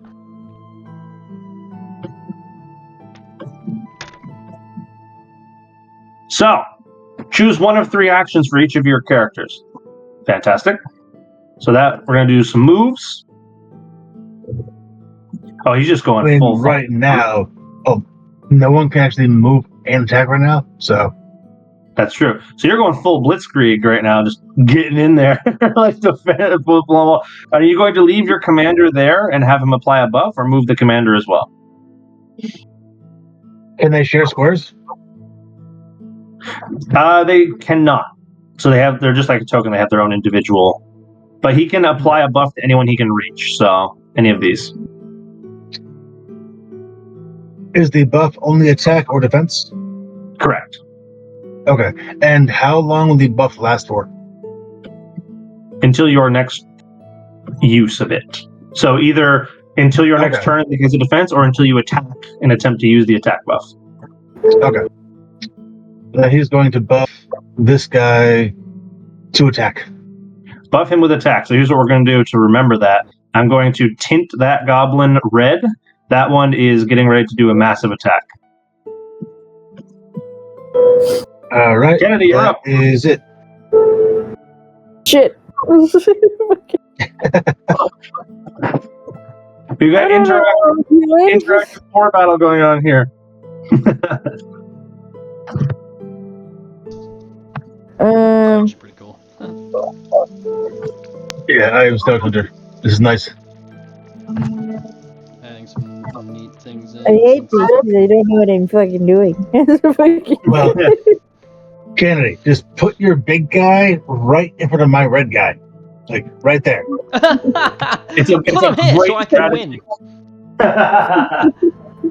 Fuck Well, off. because I'm just saying that if we kill off this guy faster, then us as the players get more goblins. No.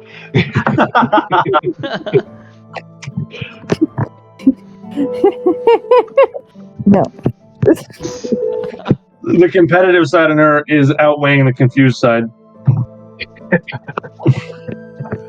So you can start, Kennedy, by each of your goblins, remember, can do 2 squares. So they could at most go line to line here, or you could go less if you wanted to.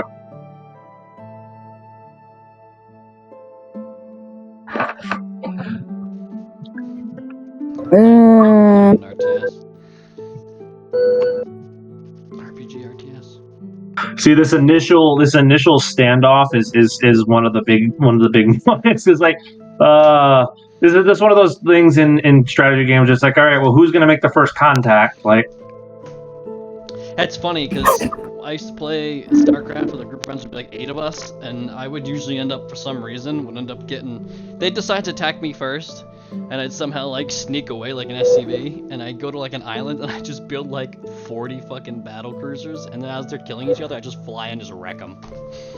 They're like, I thought you were lost hours ago. Like, I almost did. the turtle strategy. Yeah. I've done it like at least 3 times in a row. So, all right, so Kennedy, so now you have formed a line. Your commander still has an action. What do you want him to do?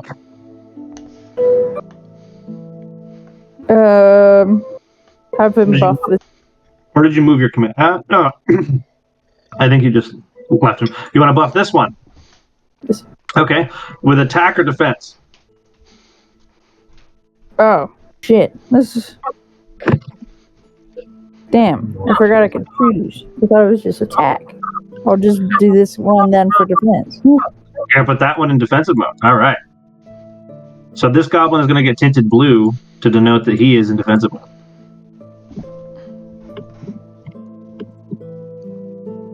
And that is now going to be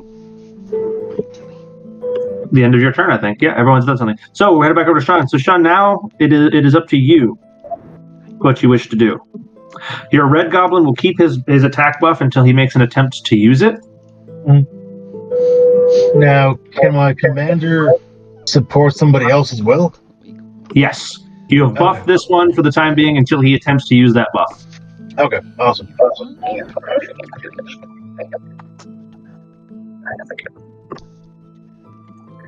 General scale of hit points?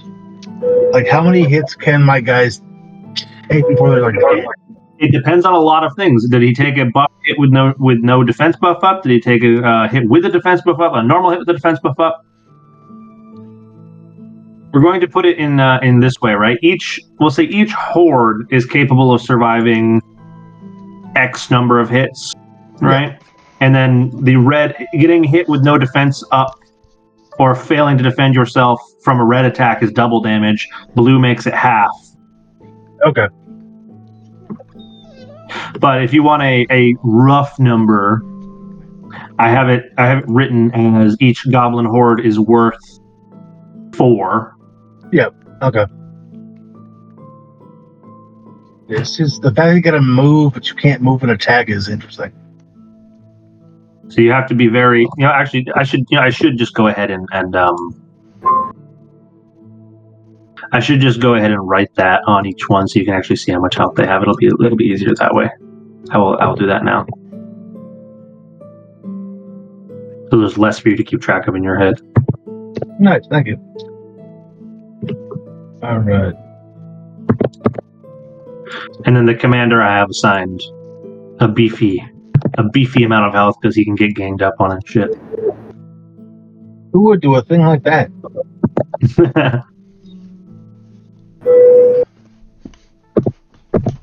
No, it's team 1. See? It's below. Interesting. Okay. All the labels are below the token they represent. Ah, I see. I'm just dumb. Okay. Anyway.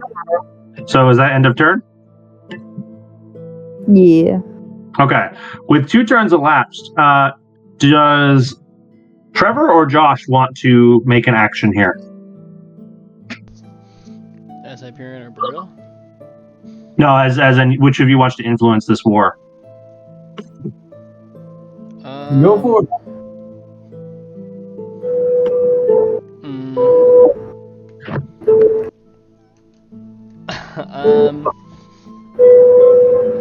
All right, so you want to so Josh, you're turning it over to Trevor for this round? Yep. Okay, Trevor, you have one of 2 choices to change the flow of this combat. You can introduce one of 2 complications to their game right now. Complication number 1, you can give the commander a ranged weapon so that he can start shoot-sting at people. Complication number 2, you can make at least one of the goblin hordes pull out shields.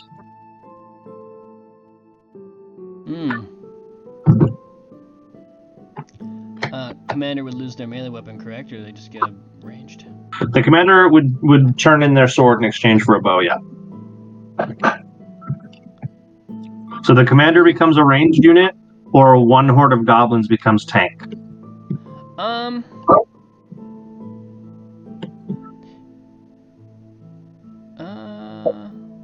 Which do you think will complicate their lives more? That's a tough one. I mean, the commander of the bow would be pretty cool, but I feel like the goblin horde with a shield, with a defensive shield group would be kind of neat too. I think I'll do the shield group. Shield group. Okay. Kennedy and Sean, each of you pick one of your units you would wish to become a shield unit.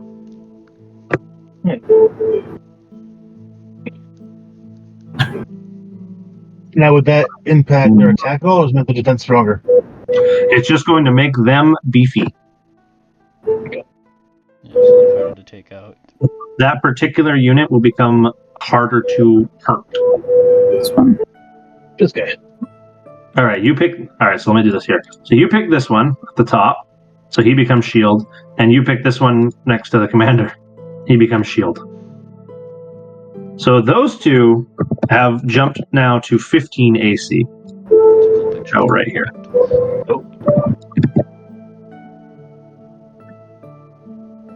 And with that, we jump back over to Sean. Okay. I'm realizing also that you couldn't see the AC of the goblins beforehand, so let me just go ahead and add all that in.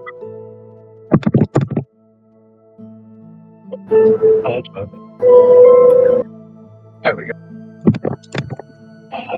All right. Let's see if we can kill somebody and have this guy attack this guy. All right. Go ahead and make an attack roll. And because you are a red buff, make an attack roll at advantage for me. You're going to use a d20 plus 2 strength at advantage. Cool.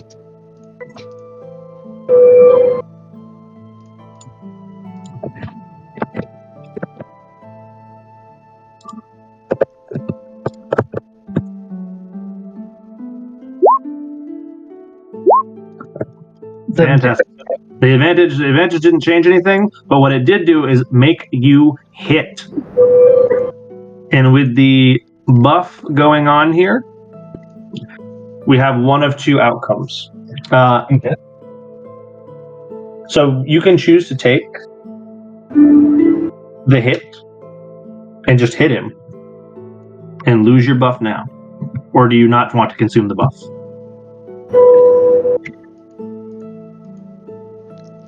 The AC is more like it's a meter beat, not like a wearing it down thing. Yeah, meter beat. Okay. All right. So I mean, you have to roll to hit him. Yeah. Okay. Question basically being, do you do 1 damage and move on, or do you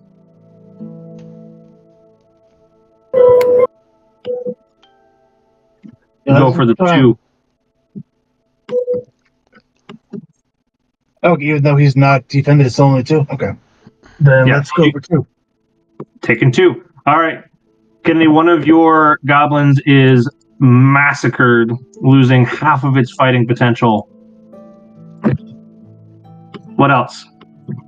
We're gonna have the commander aggro this guy, Commander brings this guy into red mode.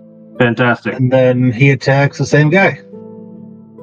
Red on red, another attack at advantage. So that hits, and he will lose his redness to kill the guy. Okay, redness taken up. Kennedy, in a disturbing blow to yourself, this goblin is entirely massacred. Yeet. Neat. And this guy is okay where he is for now. This guy's gonna. Can they move in the woods like that? Yep. That for the purposes of this combat, that is not meaningful. Okay. So move, tap to this thing. This guy is going to just kind of think for now, chill there. So I am done. Okay.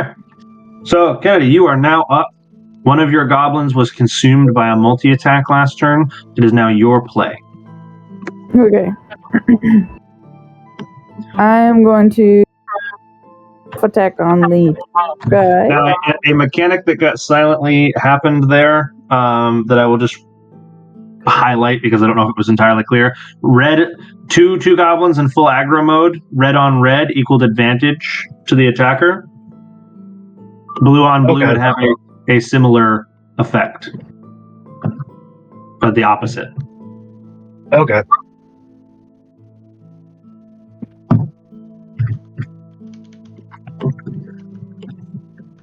All of that is to point out to you, Kennedy, that he has a particularly vulnerable problem going on over here, where his shield wall is currently in red mode.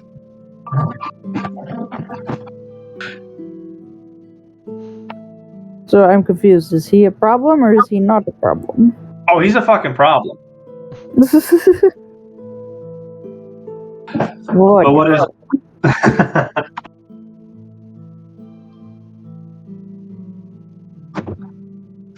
But he's just a vulnerable problem, I think. He's a bit more vulnerable than he ought to be right now. 13 d20s. Want to roll one? D20 plus Okay, your shield wall is countered by this group of goblins. You do not actually have an effectual attack. Sad. So we turn back over to Sean. Sean, your commander is getting in his head as he seems to be getting ahead here. He is going to buff this guy to attack. He buffs him to red. Oh, that's risky. Red on red. Oh, no. It'll be fine. All right. That's the commander. What does this goblin group do? He goes there. Oh, Zerg's the champion. He goes there. Oh, no. He goes there. He goes Okay. there.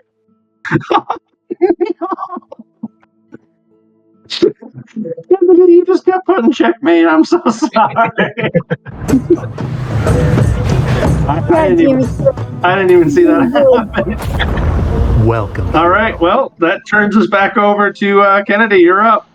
So he'll be. Being bullied. Well, you use the buff, right? So you're gonna stay. Oh, that's right. Okay. So Kennedy, you opened up an opportunity as you sort of went to move forward here, and you've now been surrounded by the enemy goblins as the enemy hobgoblin is cackling at his strategic victory. What do you want to do? Can I call out? You can surrender anytime. A little bit of heckling. I'm gonna call that. I'm gonna attack this one. Okay, what's going on? I'm attacking the shield guy. Let's attack the shield guy. You as the commander? Yes. All right, that's it. Oh, I was trying to even this up. Okay. Well, one of those answers could even this out. You know? Yeah, Choices. we'll turn them both into berserkers then. You turn the commanders into attack or buff. Attack. He says attack. Attack mode. Okay. I was just telling Trevor what the choices were. All right, so the commanders have lost their ability now to generate further buffs. In exchange, commanders, when they hit, are now going to deal substantial damage. That's a fun word. This is awesome. Each commander now does 3 points of damage on a successful hit. Ah. Okay. Sean, you're up. I'll have my commander attack the red guy of Kennedy's. So be it. D20 plus 4. Okay. The enraged hobgoblin whips his greatsword over the top of the goblin's heads. You're so damn sure. All right. And then we're gonna. I should make that. And then just Alpha strike the commander. So we'll go with the shield guy first. I mean, it's gonna be 4 attacks either way. Shield guy's going to attack. All 4 attacks are going into the commander? Yeah. Okay. The 2 red ones roll at advantage here. Well, actually, sorry, never mind. I misunderstood who you were attacking. 2 red ones will just do bonus damage if they hit. Let's find out. So that's 1 attack from the shield group. The shield group did not hit. Both enraged groups have managed to miss. This guy's landed a hit. Okay. So one only 1 hits, and 1 is going to do 1 point of damage to the commander. So Kennedy, your commander takes an axe to one of the unguarded pads on your thigh.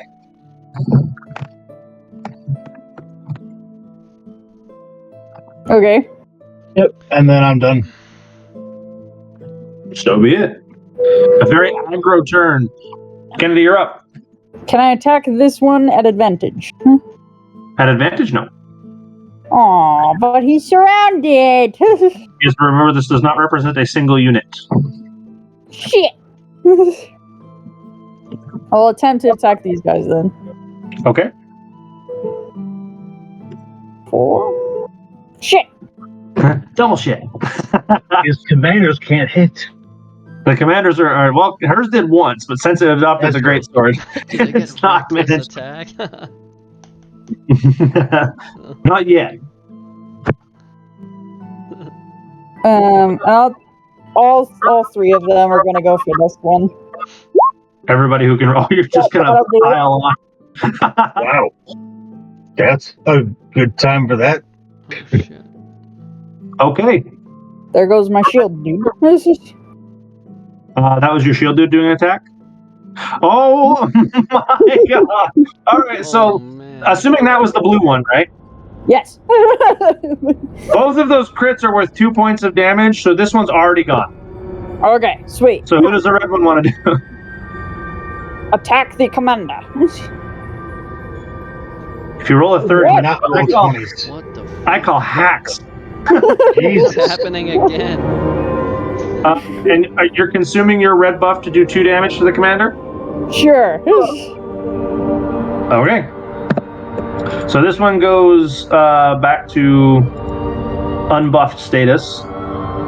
And you take a pretty deep laceration on the front of your leg Yeah. from swinging over the top of the goblins. Not a fan. That turns us back over to Sean. Excellent. So we'll do this guy attacking the commander first. Let's see it. Can I get some of those nat 20s? Good enough. Close enough. Would you like to consume your buff in order to do 2 points of damage? I would, yes. Okay. As your commander is lauding over the fact that they've wiped out one of the waves, Kennedy, you take a solid 2 extra damage. Leaving your commander not feeling so good, Mr. Stark. I already took that 2 damage. Oh, you did it? Well, what the fuck? I've been doing all of it so far. All right, you're still not feeling so good. All right, so that one's done. Red guy attacks. Another red guy attack. Let's see it. There we go, baby. No. So red, Oh, yes. red and crit. So the commander's going to take 3 points of damage. Why couldn't this be for, like, us attacking things? Oh, come on. The commander is getting beat up. All right, who else? Now you got one more group, right? Yep, this guy down here is going to attack. He'll try and also get a crit if possible. All right, he will do 1 more point of damage to the commander, Oh.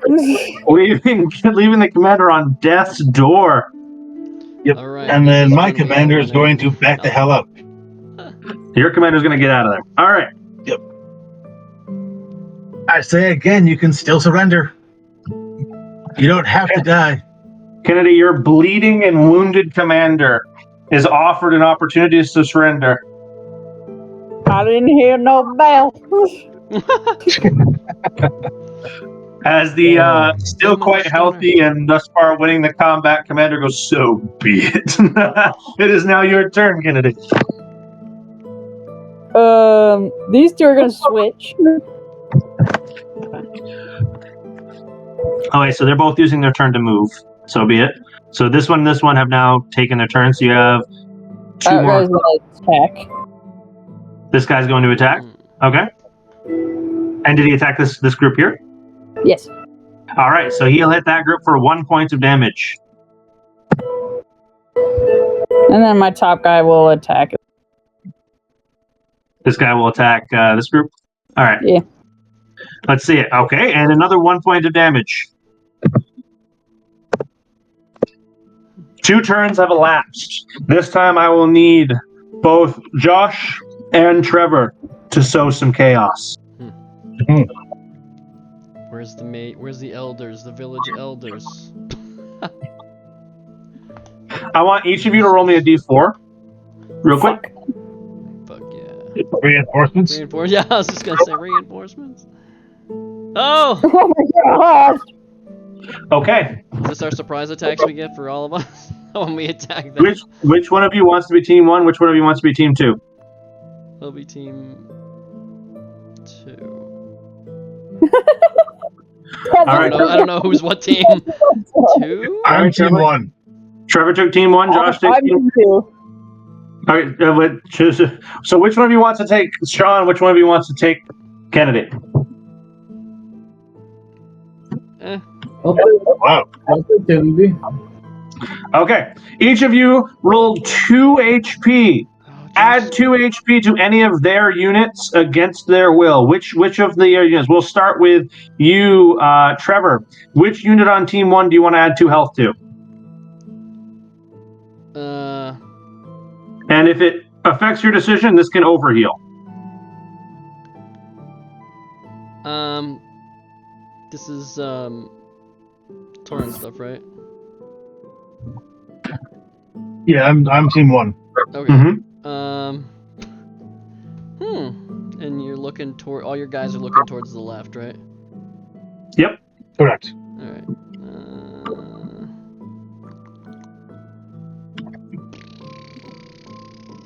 And Josh, I'll ask you the same thing. Which unit on Team 2 would you like to add 2 HP to? The commander. Yeah. All right. The commander's going to get his second wind heal for 2. Who on Team 1 is going to get their second wind? To this guy.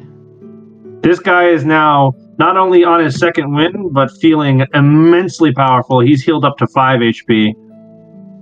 It is now your turn, Sean. Figure the commander's doing okay. Give someone that's up in the fray. All right. The external chaos having changed the course of the battle, we'll see. Now, does the blue guy get a higher AC? Is that how that works? Yes. Okay.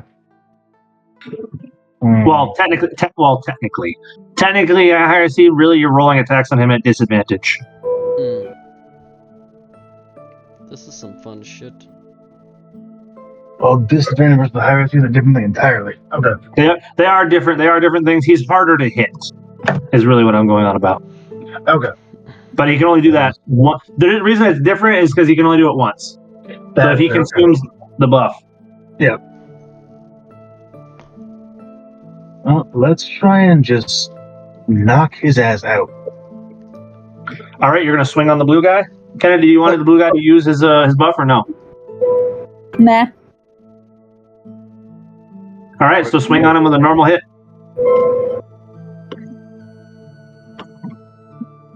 Didn't matter. Okay. That's a. Oh, who's that? This one? Sure. Okay, and swinging into this guy? Yep. All right. Blue boy is going to go ahead and take... well, you know what I should ask, Kennedy? After the fact. Technically, I should have asked this every time, and technically it's still valid. Consume the buff or no? Reroll. Losing the irreplaceable blue buff in exchange for making him reroll that 20. Let's see it. Silvery box. Second one in a row. 20 in a row. Oh! Oh my god. Oh, that You're was blowing fucking so many priceless. 20s on the wrong guys. I think that's the end of that unit. Oh wait, no, that unit hasn't taken any damage yet. Okay, so that's 2 points of damage into the blue guy.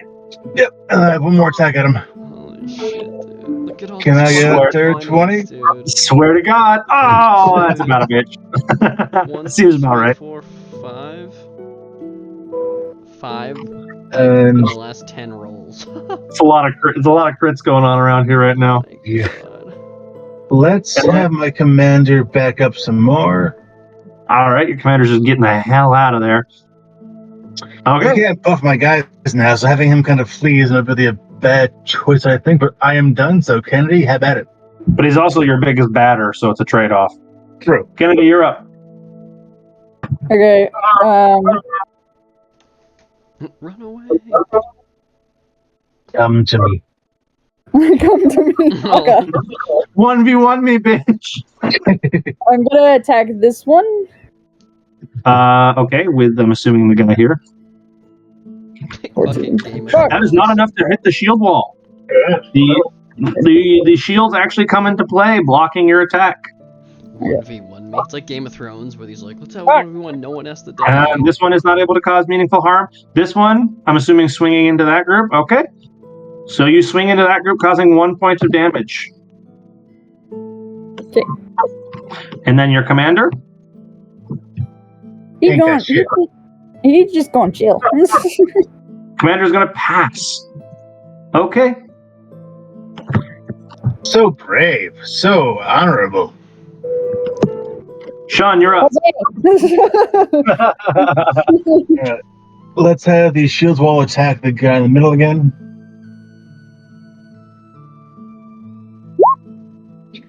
Oh. Well, 2 nat 20s and 2 1s. I guess the mathing. Perfectly balanced is all. Those things should be. Yeah. All right, we're gonna have this guy go after the guy in the middle again. All right. Let's see it. There we The go. focus fire. That's a hit, so that's going to cause him 1 more point of damage. And the guy up top is gonna try and finish him off. Let's find out. Come on, baby. Yes. Okay. Just enough as the weakened party is now slaughtered. All right. And the commander is just going to pass, or is he going to go somewhere? Actually, he's gonna seeing the other guy being such a goddamn coward, walk toward him slowly. Moving in, menacingly walk toward. Yeah. All right, Kennedy, you're up. It's like war of what do they call that? The fucking Roses. not too, but no, it was the Lord of the Rings game that was kind of like orcs versus orcs and shit. Oh, Shadows of Shadow. Mordor. Yeah. Oh, Shadow of Mordor. Yeah. All right, Kennedy, what do you want to do? I'm thinking. Surrender. So Kennedy has less units left, but her units are both pretty healthy. So it's kind of an interesting situation. It's true. Can you make it that far? He can. What do you do? Okay. Well, so all 3 of your units move, and you just move in to surround the commander. YOLO, bitch. YOLO? Is that what you just said? Right. A fucking hobgoblin saying that. He's So like, this "I is need to be this is put this is down." going to be great until next turn when you're immediately counterfucked. You better hope that you slaughter him. Okay. It has been 2 turns. Time for more fuckery. So Josh and Trevor. Now each of you has to interact with the team that you did not interact with last time. Each of you gets to roll me a D4, please. I'm scared. 3 I'm concerned. and a 1. Okay. Is it more damage this time? Okay. Let's see what- So let's see. Last time, Josh, you dealt with. Me. Okay, so this time Josh is dealing with Sean. Josh rolled a 1, which is going to net him interacting with your commander. Okay. Josh, you are going to decide one of 2 things. Is his commander going to go ahead and take damage, or is he going to go ahead and lose his next turn?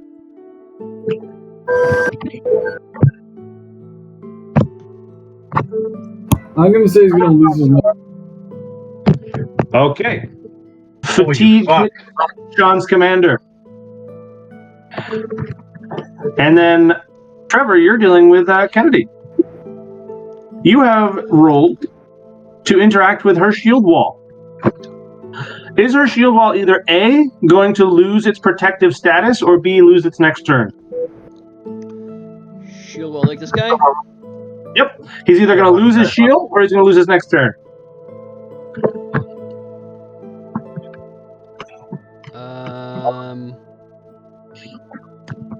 Oh man. Ooh. I'm gonna say.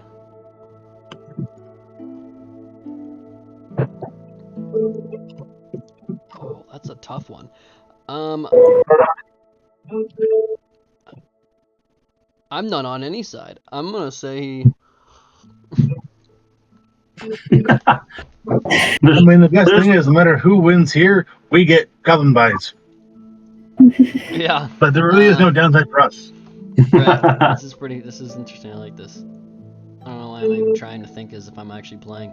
Because it's like the natural instinct to want to win. So you're like, I need my team to win. I don't. My tactical brain. Fucking ADHD. Okay, yeah, we will lose the shield for All right, the Kennedy. turn not losing. Not missing a turn. All right, Kennedy, because of the two choices that remain here, the flavor text here being that, Sean, your warlord is going to take a swing at the shield wall, which will shatter their shields. But in exchange, you do not get to do anything else. Interesting. I don't like it, but interesting. And that makes it your turn, Sean. Yeah, I was going to try and just attack back at her commander, but now I said they can't. Fuck you, Josh. See, this is why I feel bad too. Well, it was either that or you're going to be handicapped. So Yeah, that's Take some time. my idea. Is rather these guys can all hit and do some. oh man, I love how these guys have just been like migrating around the battlefield, like cluster fucking each other. It's so good. So I have moved the guys I can move. I am done. All right, Sean's turn ends with the commander being fully surrounded. Kennedy, it is now your turn. Here we go. There's All one. right, who'd you swing at? Commander. You swung at the commander. Ouch! All right, well, Commander Josh, that is 3 points of damage from the opposing greatsword. Or Commander Sean, I meant to say, sorry. Commander Sean, that is 3 points of damage into you. Josh can take that damage. It's fine. And then I got They're you. all just going for that commander. Fuck. All right, that's not an effective hit. One. Shit. Okay. Josh, Also not an effective hit. Josh, I just messaged you on. Oh yeah, no, I saw that. That will be taken into play. No, I'm not. Just hit me now. What happened? No, Nothing. we're just- Keep going. Not sure. keep going. Nothing too crazy. It's already an in-game thing, but. I just Oh, gotta say- planning. Yeah. Planning is happening. So, Let's see. Sean, it is now back to you. All right, This we're time going you're to try and kill this other goddamn. Cut the head off the snake here. I'm Let's going see to it. start with my actual hordes.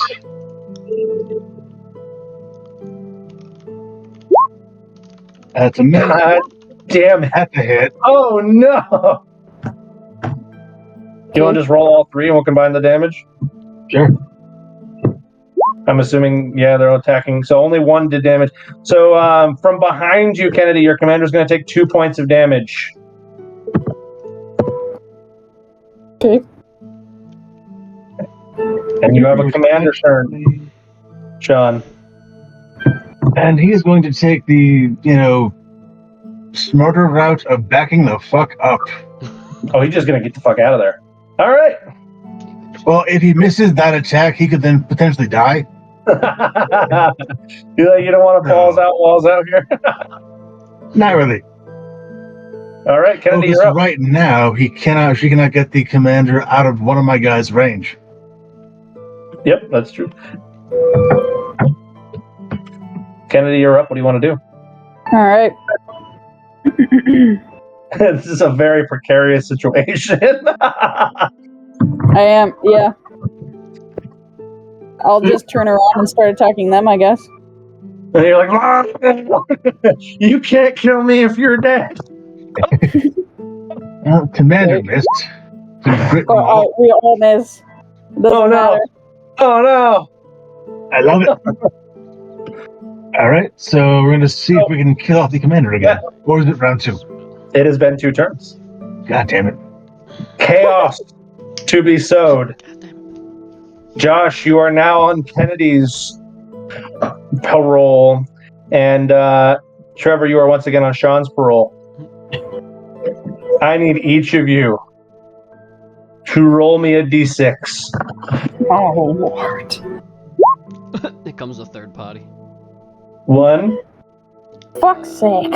Let me go back to D6. Oh, it depends what it is. And I'm being a good number, actually. 6. Ah, 1 from each of you. what a shitty roll. Okay. What an One uninteresting- from each of you. So, Josh,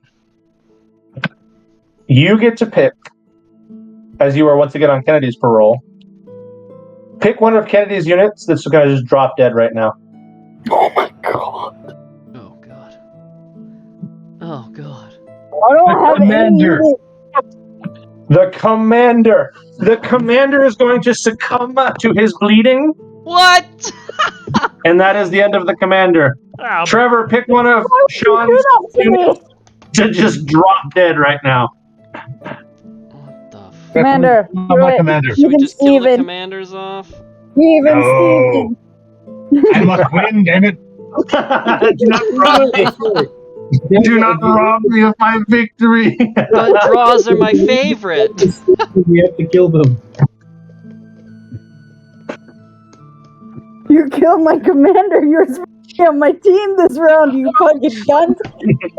I love you, but Jesus. What a sneaky bitch. That was.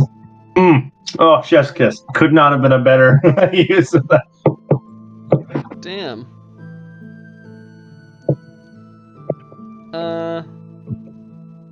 Trevor, who's gonna die? Who's gonna die on Sean's team? Please make it even, Steven. That commander wasn't doing anything anyway. He was being a coward and a pussy and just fucking off. You were entirely in control of that coward. I guess. Let's see. 1, 2. Wasn't in control of Sean's. Oh, no, in your commander. I mean, you said your commander was being a puss, so I'm like, you were in control of your commander. No. I was talking These about two are Sean's Kennedy's, commander. He right? hasn't fucking. Yes, those are Okay. mine. So kill off this guy. God damn it. Who's going down? Can you ping him one more The time? overhealed guy. Oh, the big boy. All right. 5 HP. Down the drain. Gone. Sean, you're back up. Now, would you two like to surrender? The two goblins look to you. They look to each other. They look to you. And let's have each of them check their charisma. Let's see. What is a goblin's charisma? It's a -1. Oh, god damn it. They changed. They changed it. I hate it. I think their average is like an 8 or something. Say that one Okay. more time. That was creepy. Uh, I like it. That was awesome. Both of them give in to their cowardice, and they kind of just like get down. They're like, "Please don't kill me." Goblins as a species, Welcome to the team, boys. respect whoever is the strongest in their route, and so this commander, having won the battle, will have won over these two goblins. Excellent. Surprise Now, attack, almost- guys. Let's go. Like in a moment from Assassin's Creed, you guys are sucked out of the memories of these goblins, and we're back in control of our own characters once again. I was robbed. I agree. I was robbed. It helps. Well, Ken, if it Now helps we will me, if rob that them. hadn't happened, I was winning. I was robbed. no, you were still dead. You were gonna die next turn anyway. Yep. You just got Potentially. instant give. No, he just rolled. He just rolled it. Look. Alright, Fair. let's hit these fucks. I like it. You want, Hunter, Let's see. initiative rolls or what? We're back to your guys' group now, so it depends what you want to do. So Inkara is technically first in the turn order, or not turn order, but first in the playing initiative to determine what they want to do next. I'm not. It's Hyperion. We're up to Hyperion. Oh yeah, we're up to Hyperion now. So up to Hyperion, who is currently laying dead on the floor and having potentially heard the fighting cease, to determine what you want to do next. I'll just sort of raise my head and just to sort of see what.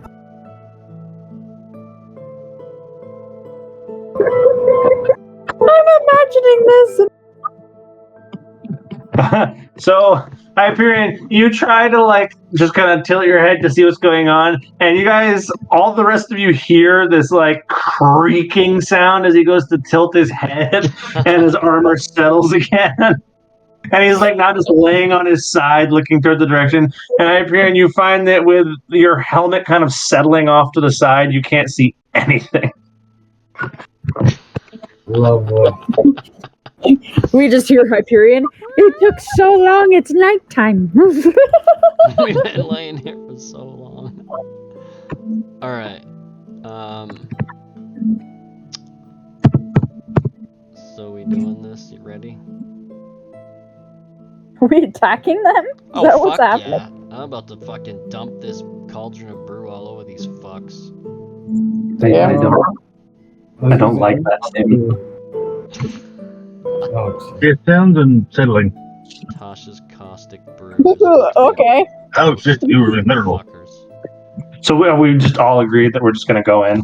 They're just attacking. Doing it live. Fuck it. Can I use Surprise the round, guys. Let's do it. If we can Hold get on. it close enough. What do you want to do, Hyperion? can I use my divine sense to see if these are inherently? Yeah, you sure can, and you will pretty quickly discover that they are inherently evil creatures. However, especially the leader is not what's the word for it? Not chaotic. I'll just say that. He's certainly lawful evil. Okay. So he chose to be evil. Got it.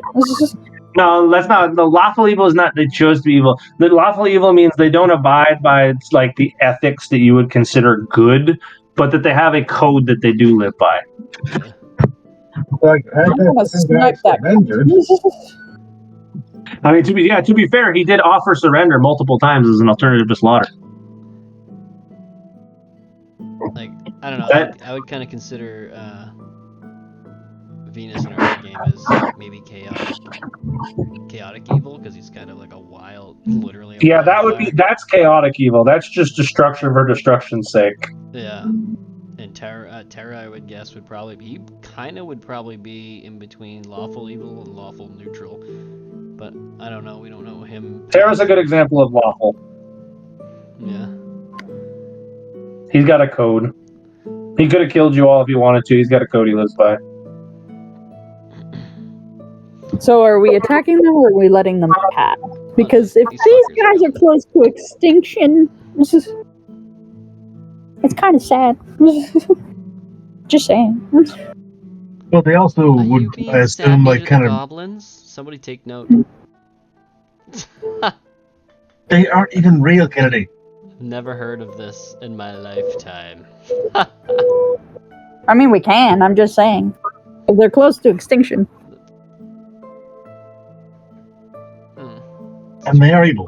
No more goblin hunting, which is Hey, we'll fuck upsetting. them up to a point where we can say maybe they can join someone. That'll be okay. Like the spiders. Yeah. Yeah, like the spiders. Right. Those guys. So are we fucking them up? Doing it live. Okay. I mean, as far as Thorn's concerned, they're both immaterial and evil, so fucking they can get wrecked. Yeah. I mean, I know these surprise days- attack. So Clarence is These are just all- like, they're evil, kill them. So surprise attacks it is. Yeah. That Then sounds like fun. in initiative order, we will roll. Shit. Hold on. Character sheet.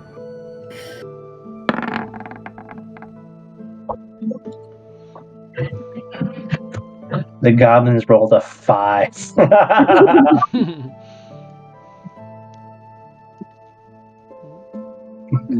Well, piss. I guess everybody gets a free turn on the goblins, which is great. It's now for the goblins. Wait, hold on. Yeah. Yep. Oh, God damn it. Let's snipe them out, boys. Ankara, you're up first then, and it looks like you rolled a 12 on your bow, so who did you attack with No, that? that was my initiative. Your initiative should not have had a +7 on it, you son of a bitch. Alright. You rolled a bow attack, you liar. But I will lament that we weren't in, and you can roll another. What are you gonna do? Who are you attacking first of all? The fucking bitch commander. He was a coward. You say that, but he is the one who's alive, so Henry. Stand in the ashes of a trillion He was souls. just That's them if strategic. honor matters.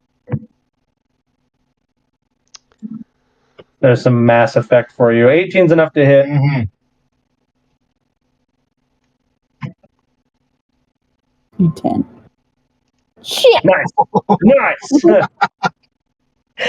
Both Ankara, Torin, Hyperion, and Brill are all disgusted as an arrow strikes pretty cleanly into this big red guy's like chest.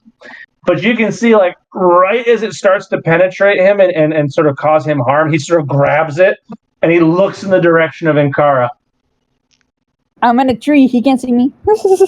And you are not hiding. You are not John Cena. You just shot at him. He can very much tell where you are. It turns out over here were like audience stands, so they fight. All right. Have the commander do a wisdom save, please. As we toll the dead. Maybe out the wisdom of a fucking hobgoblin. Oh, yes. Plus nothing. All right. So it's gonna be 18. well, that'll fucking work. That'll work. What does Toll of the Dead do if I succeed? I know that does double damage if they're already damaged, but... And the sound of a dolorous bell fills the air in the moment. Wisdom saving throw. Take 1d8 necrotic damage. Wait, the target must succeed on a wisdom saving throw or take 1d8 necrotic damage. If the target is missing any of its hit points, it takes 1d12. Yeah.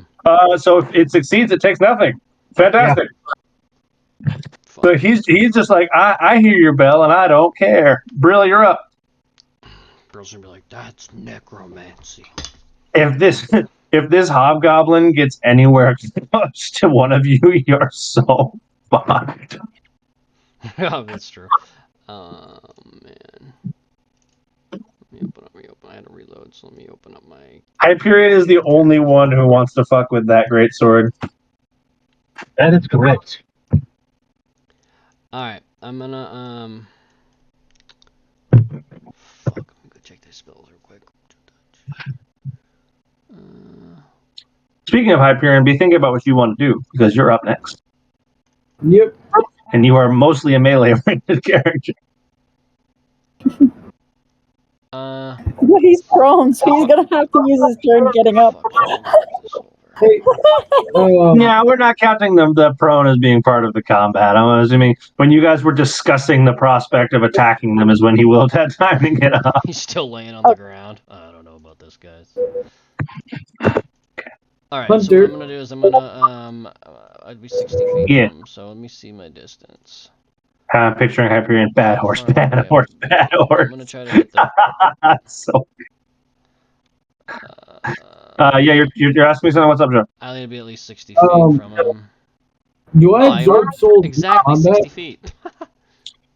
You absorb soul from what? In combat. Typically after the way I read it. Oh, okay. Alright. I have to be at least 60 feet. I'm gonna use... What were you hoping to do with them during?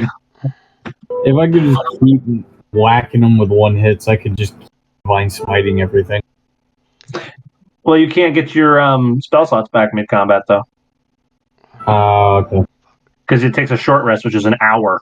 And I don't think they're going to let you sit there for an hour to get your divine smite back.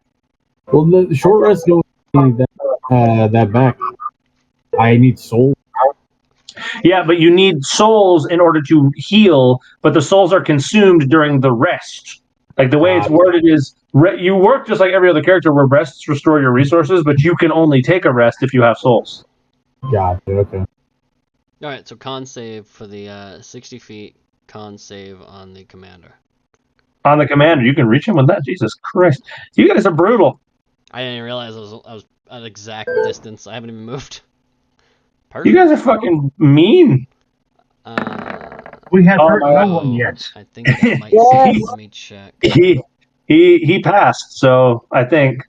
Yeah, let me double check it. Let me go back to my core. So is he just taking nothing now, dude? He's going to fucking kill one of you. Let me see. Stop throwing magic at me, little man. Yeah, I just wanted to roll it to see what. Constitution saving throw on failed So it save. The is target. DC Yeah. 13, So he just resists it. He takes nothing. Hyperion, that makes it your turn. Hyperion's going to charge up the closest goblin. Unless Brill has a bonus action they can do, but yeah, I think it's your turn. So you can only move 30, so you can only get to here unless you're using your whole turn to just charge.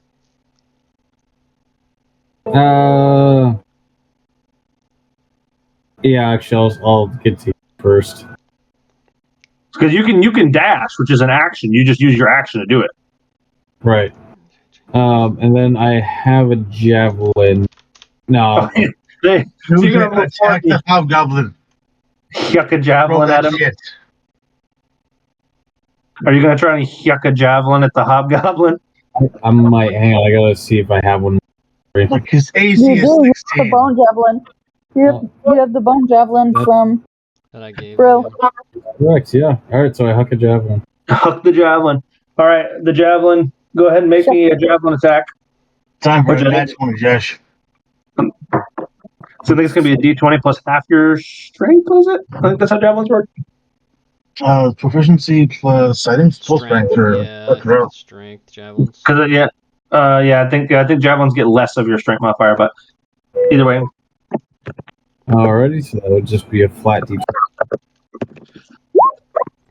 Fuck yeah. Well, that'll work out the way. That'll do it. Yeah, that'll do it. That's a D6 of damage, right? That is a D6 of damage. Yep. I think plus your strength modifier too.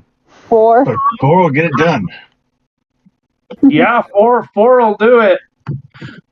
Aiming for the gap in his armor caused by the recent combat and by the Inkara arrow, a bone javelin is yucked right into that gap as he collapses over backwards.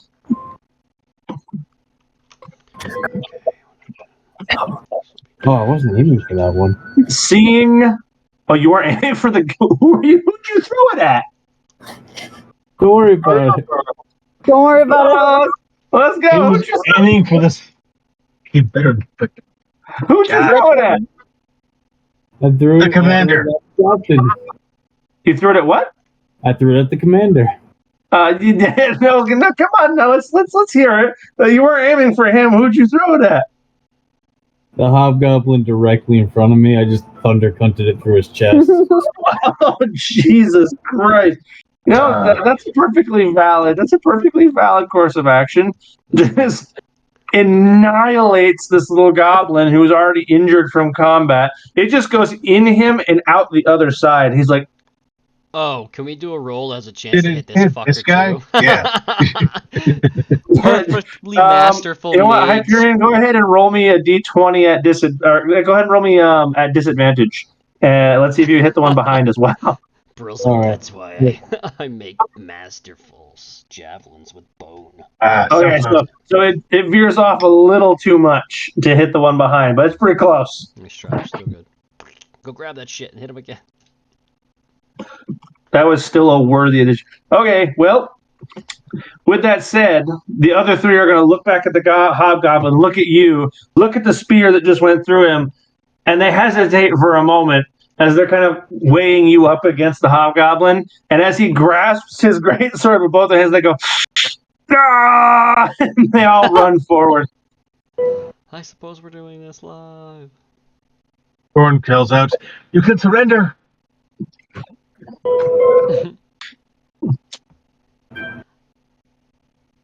Oh, perfect. Hyperion, you watch the hobgoblin walk over and pick up the bone javelin that is now coated in blood, and he's gonna yuck that shit at Torin. Damn it. Sorry. Sorry. Not yet, you're not. We'll find out. Let's see here. Yoink. Oof. Ouch. Well, fuck me, that'll hit. Damn. So, Josh, buddy, next time attack the big fucking bad guy. You know what? Josh If you deserves some, please. he deserves some inspiration for being honest about who his true target was.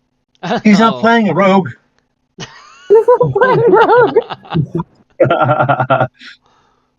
What was I going to do? How much Oh, damage yeah. do I take? I have to look up if javelins get the fucking modifiers or not. I actually don't. Javelins are a weird case. I can't remember if they get damage modifiers or not. No, just straight up D6. Straight up D6, yeah. Yep.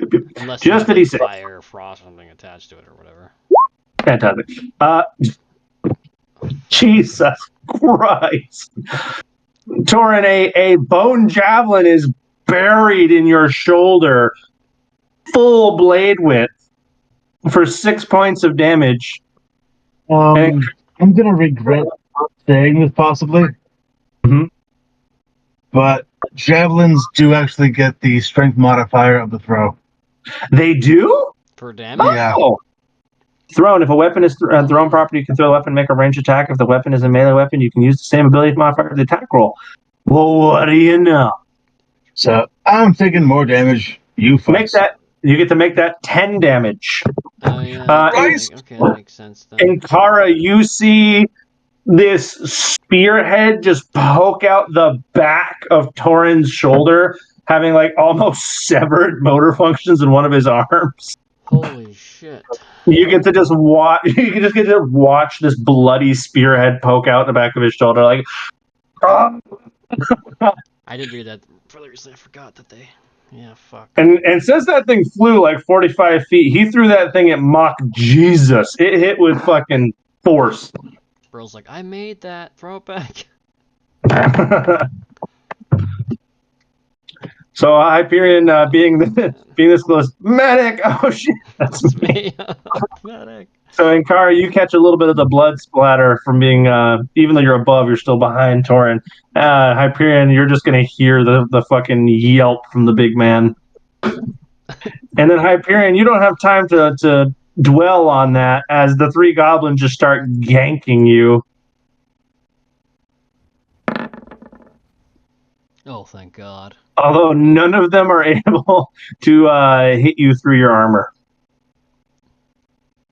Just grab him by the necks like Predator and Aliens from Requiem. Pick him up and then crush him with that. Brings us back to the top of the turn order. So Inkara, you're up next.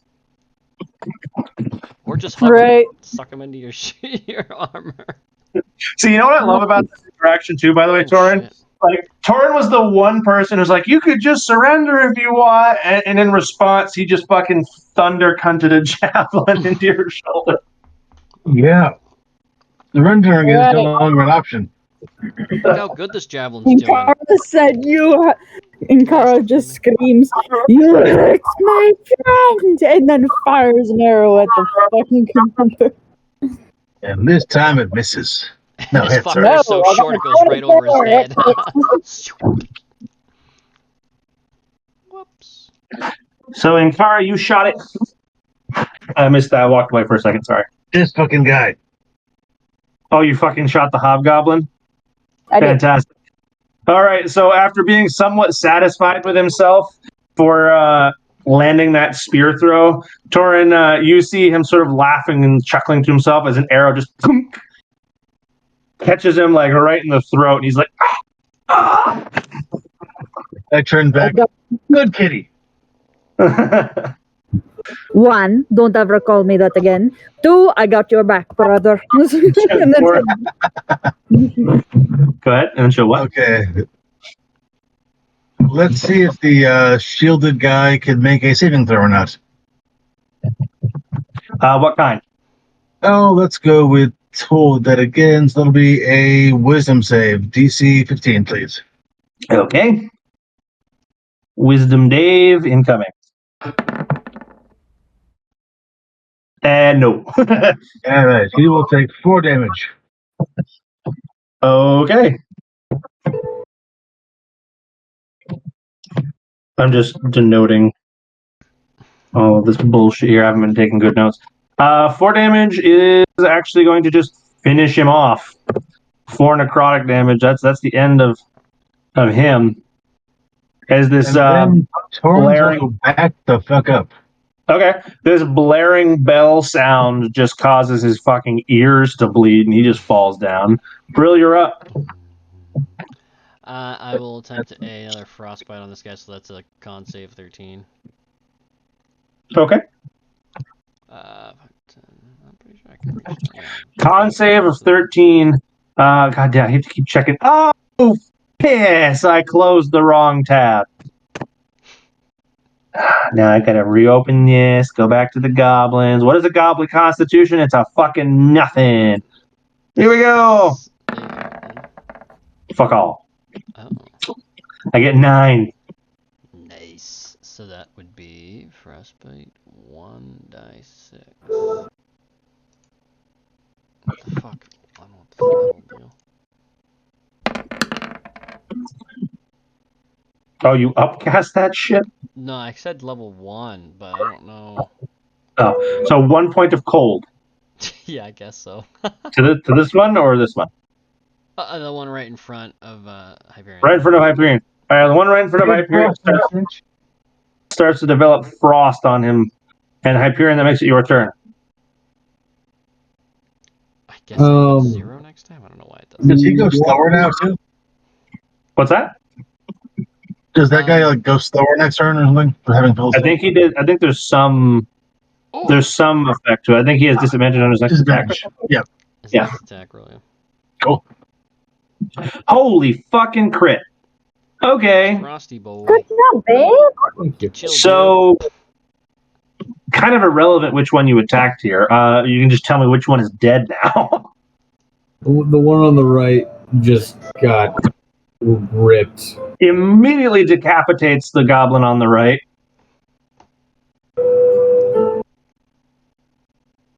I forgot I deleted my hobgoblin, so now I just have to have this one be elected. This one is going to just fucking disengage as a bonus action because he's a goblin and just run the fuck away. Hunter, you should have him come back and boss later on. Hyperion, You can call will it. get an attack of opportunity as he moves. But chill. He's not going to attack he an opportunity if I disengage. Never mind. Never Yep. mind, you're right. I was just trying to give him more fun. But that shit, he just decapitated one of them instantly. So he's just going to run the fuck away unless somebody wants to try and stop him. I will not. I don't have. I mean, I could try, but I have 60-foot range. I could try to frostbite him again, but You can.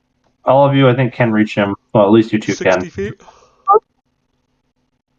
Yeah, you two can reach him. I think- Does anybody want to try and take a swing at him as he's running away? Fuck it, I'll do it. Oh, Con Lord, Dad. save. Oh, everybody's going to take a swing at him as he runs. Fantastic. I don't know why I feel so gruesome today. I just feel like murdering things. Well, I didn't until I ate a fucking. Okay, he resists Toll of the Dead. That's true. Torrin was being very diplomatic until he ate a javelin to the shoulder. Told it then you got a -1? I never know. I can buff it a little bit, sort of. Give it magic weapon. I mean, I don't really. Actually, your axe comes back to you when you throw it, right? No? No. And Kara's gonna loot her pockets for like coin. That was Jerry's old weapon. You're going to try and loot pockets. For coin, yeah. That's a good idea. Let's loot the fucking shit out of these guys. Coins, Is spices. everybody looting or is anybody respecting the dead? I'll respect the dead. Oh, Okay. take I will give them last rites. Okay. Torin is going to read them rights. Hyperion is going to absorb their souls and in doing so be gracious to them. And then Inkara and Brill just go total goblin and start looting pockets. Yeah. The merchant quote. That sounds like us. So Inkara and Brill, I need each of you to roll me a D100. Their money won't do good in the grave. Damn. 59 and 78. Okay. Okay. You explode. Thanks. Inkara, your goblins. Your goblins appear between all of the goblins and the hobgoblins. You seem to scrounge up 3 silver pieces.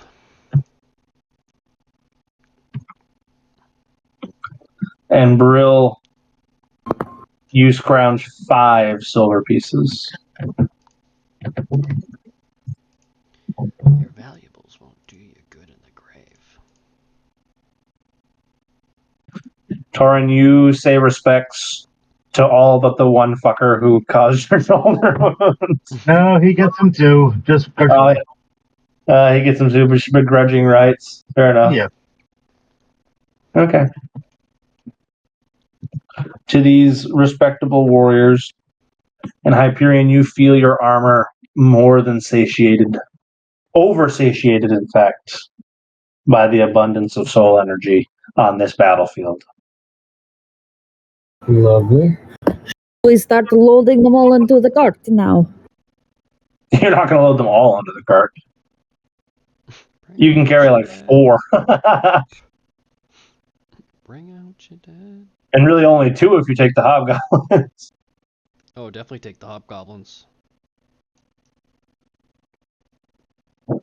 While Or the at normal least one goblins are hobgoblin. only in like padded armor, the hobgoblins are wearing fucking chainmail. Just strip them. Yeah. Oh yeah. Well, I mean for food too. You want just bring at least one bigger one for those bigger spiders, or one of the biggest spider. If we just strip them, we should be able to fit more. No? I guess so. Yeah. Can sell their armor. I don't know. I'm going to well, first of all, is this the actual plan that we're going to proceed with? Because I have some questions, qualms. If that... I mean, it makes sense. They're gonna get eaten.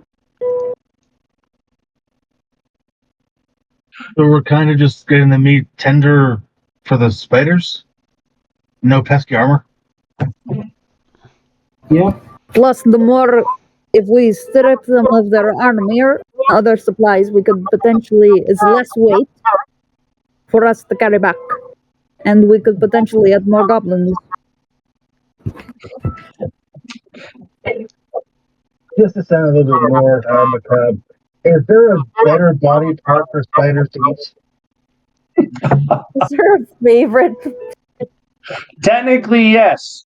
Technically, spiders don't care so much about limbs; they care about the torso. All right. Hyperion, get out your axe. Nope. Hyperion will just hand Tormund the axe. I am not going to spend the next fucking hour chopping off goblin limbs. I have nowhere better to be. I guess I could try to use my cunning artisan to try to and a smaller and larger create. And I could use my short swords as well to assist. Okay. I'm just going to get things straight here. So Brill and Kara and Torin are going to go about the business of making the corpses smaller. So okay. Yes. Hyperion, and you're going to do what? Pray. I only pray they're I fine. want a puppet show with the hands. So Can I try to make Torin, one? Torin, you're kind of neutral at this point because you did respect them, but then you started dismembering them, so you're no longer in good grace or bad grace. I need Inkara and Brill to both roll me a D100.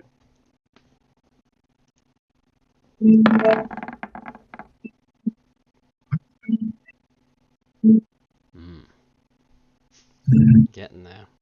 And Inkara? It's rolling. It's taking a sweet ass time. Okay. And I'll try to make. Oh, there you go. Okay, so here's what we're gonna say. Brill, in the course of being a necromancer, this isn't that unusual for you. Inkara, the scales of your inner morality will remember this. What the fuck does that mean? Ominous.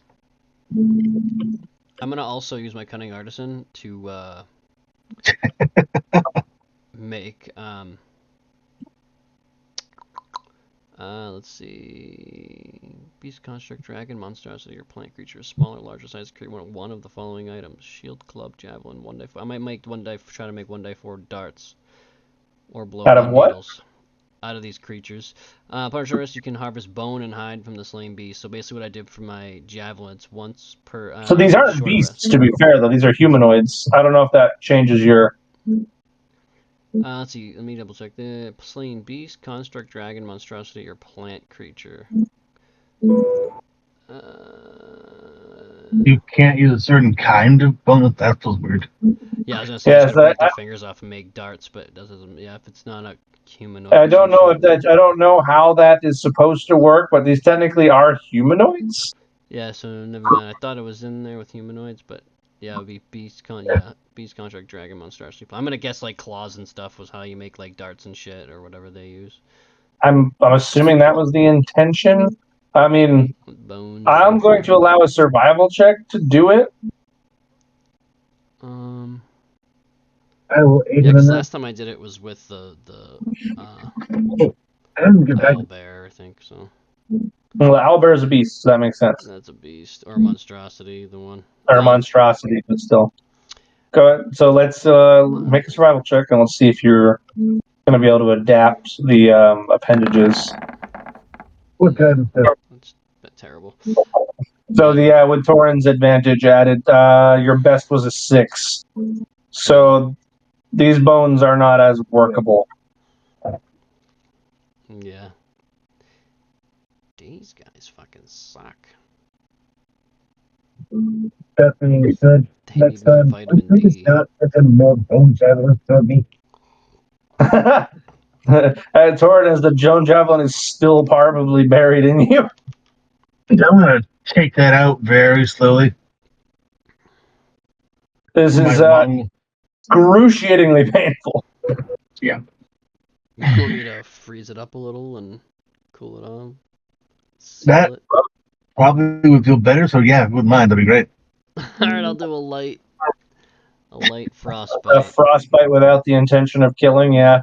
As the wound just develops crystals around the exit. And...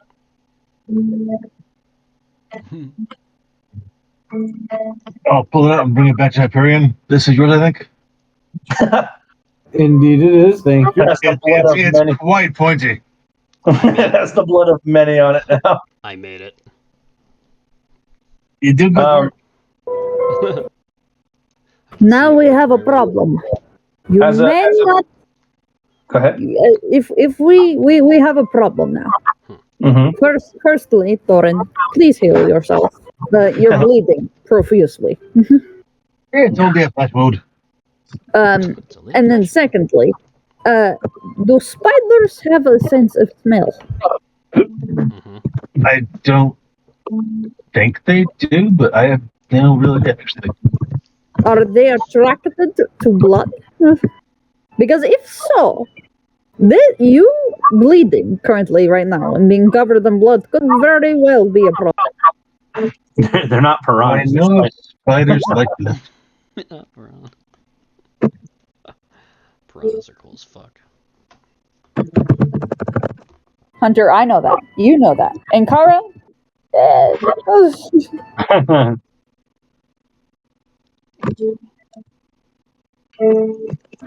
She's a cat. I have a brief I have a brief aside for Tauren and Hyperion. Maybe let's say after you're done with this business of dismemberment and you have a cart of maybe 6 goblin torsos and heads that you can carry around. The more religious of you, so especially Tauren, but even Hyperion a bit with his paladin nature, the two of you are going to see, just out of the corner of your vision, the flash of what looks like the head of a jackal with glowing red eyes. But when you blink, it's as if it was never there. For a moment, for just the briefest moment, there is this intense, burning stare judging your very soul. But it's like it was never there. Lovely. Anubis. 15 on. Nature. What are you rolling for? A religion check? Yeah. Tauren, you feel like you have had a tangential experience to this before. The only time you've ever interacted with your god, but this was not your god. It was probably a god. You have your suspicions as a cleric that this was the direct gaze of a deity, yes. That's interesting and terrifying all at once. And more importantly, one from a pantheon you are unfamiliar with. But apparently I think I passed whatever he was judging. Either you passed or he just took his gaze off of you. I'm going to go with thinking I passed. Then there's fewer nightmares.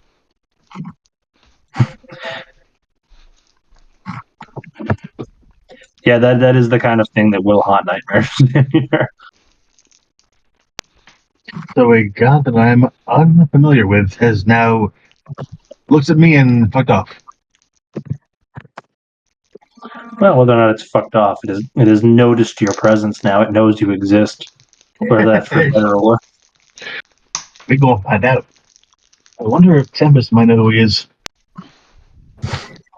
And Hyperion, you have less religious wherewithal than Tauren, but you know what it feels like to be, I'll say, watched by something beyond yourself.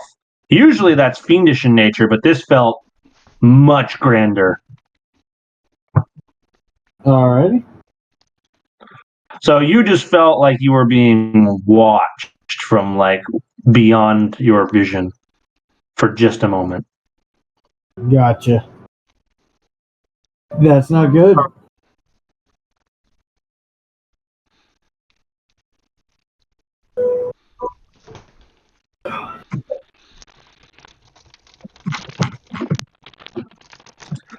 The two of you are free to keep that secret or share at your own will, but you now have a cart of dismembered goblins.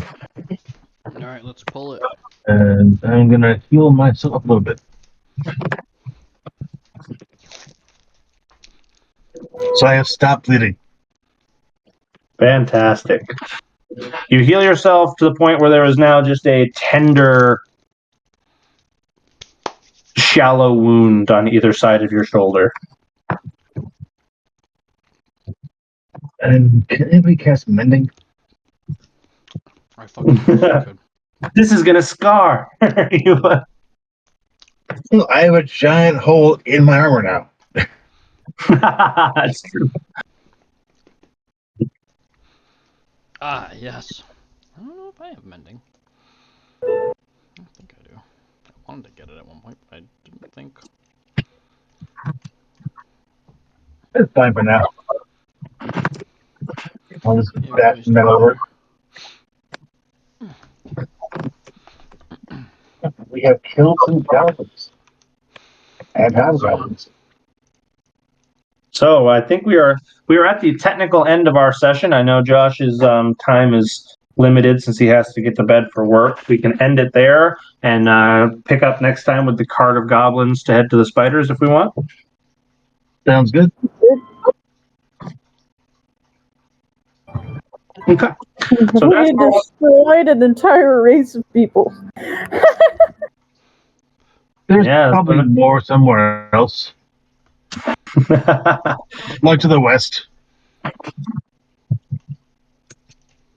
So if we did just kill an entire race, the Godhead might make more sense. you did directly result in the extinction of at least one clan. Yes. That's one clan. They have more clans. Do they? It's worth noting for character reasons, for you especially, Torin. This will be your first realization that there are pantheons beyond the one you know with influence here. So as a cleric, Torin's shook. Yeah, as a cleric, that's probably gonna fuck with your mental state. Like, it's bad enough there are ones I don't know of. The fact they're also fucking here is making me have all kinds of questions. Like, my spells work, but other gods are also here, and I assume their spells work too, so, like, what the fuck is this place? And why can't my god get me out? This convoluted sphere of influence here is insanity, and that is an interesting overarching plot theme that I get to explore more because of having a cleric in the party. So fun stuff. You're welcome. And to a lesser degree, the paladin. That's why, as I said, it's similar for you, Josh, but it's just to a lesser degree because you're not as directly connected to a deity. Right. This is a dumb question, but I just realized this game when the halfling appeared. He referred to Torin as the gray one, and I zoomed in on your photo and realized you're not human. But I look human. He looks fairly human, yeah. What the fuck are you? Furball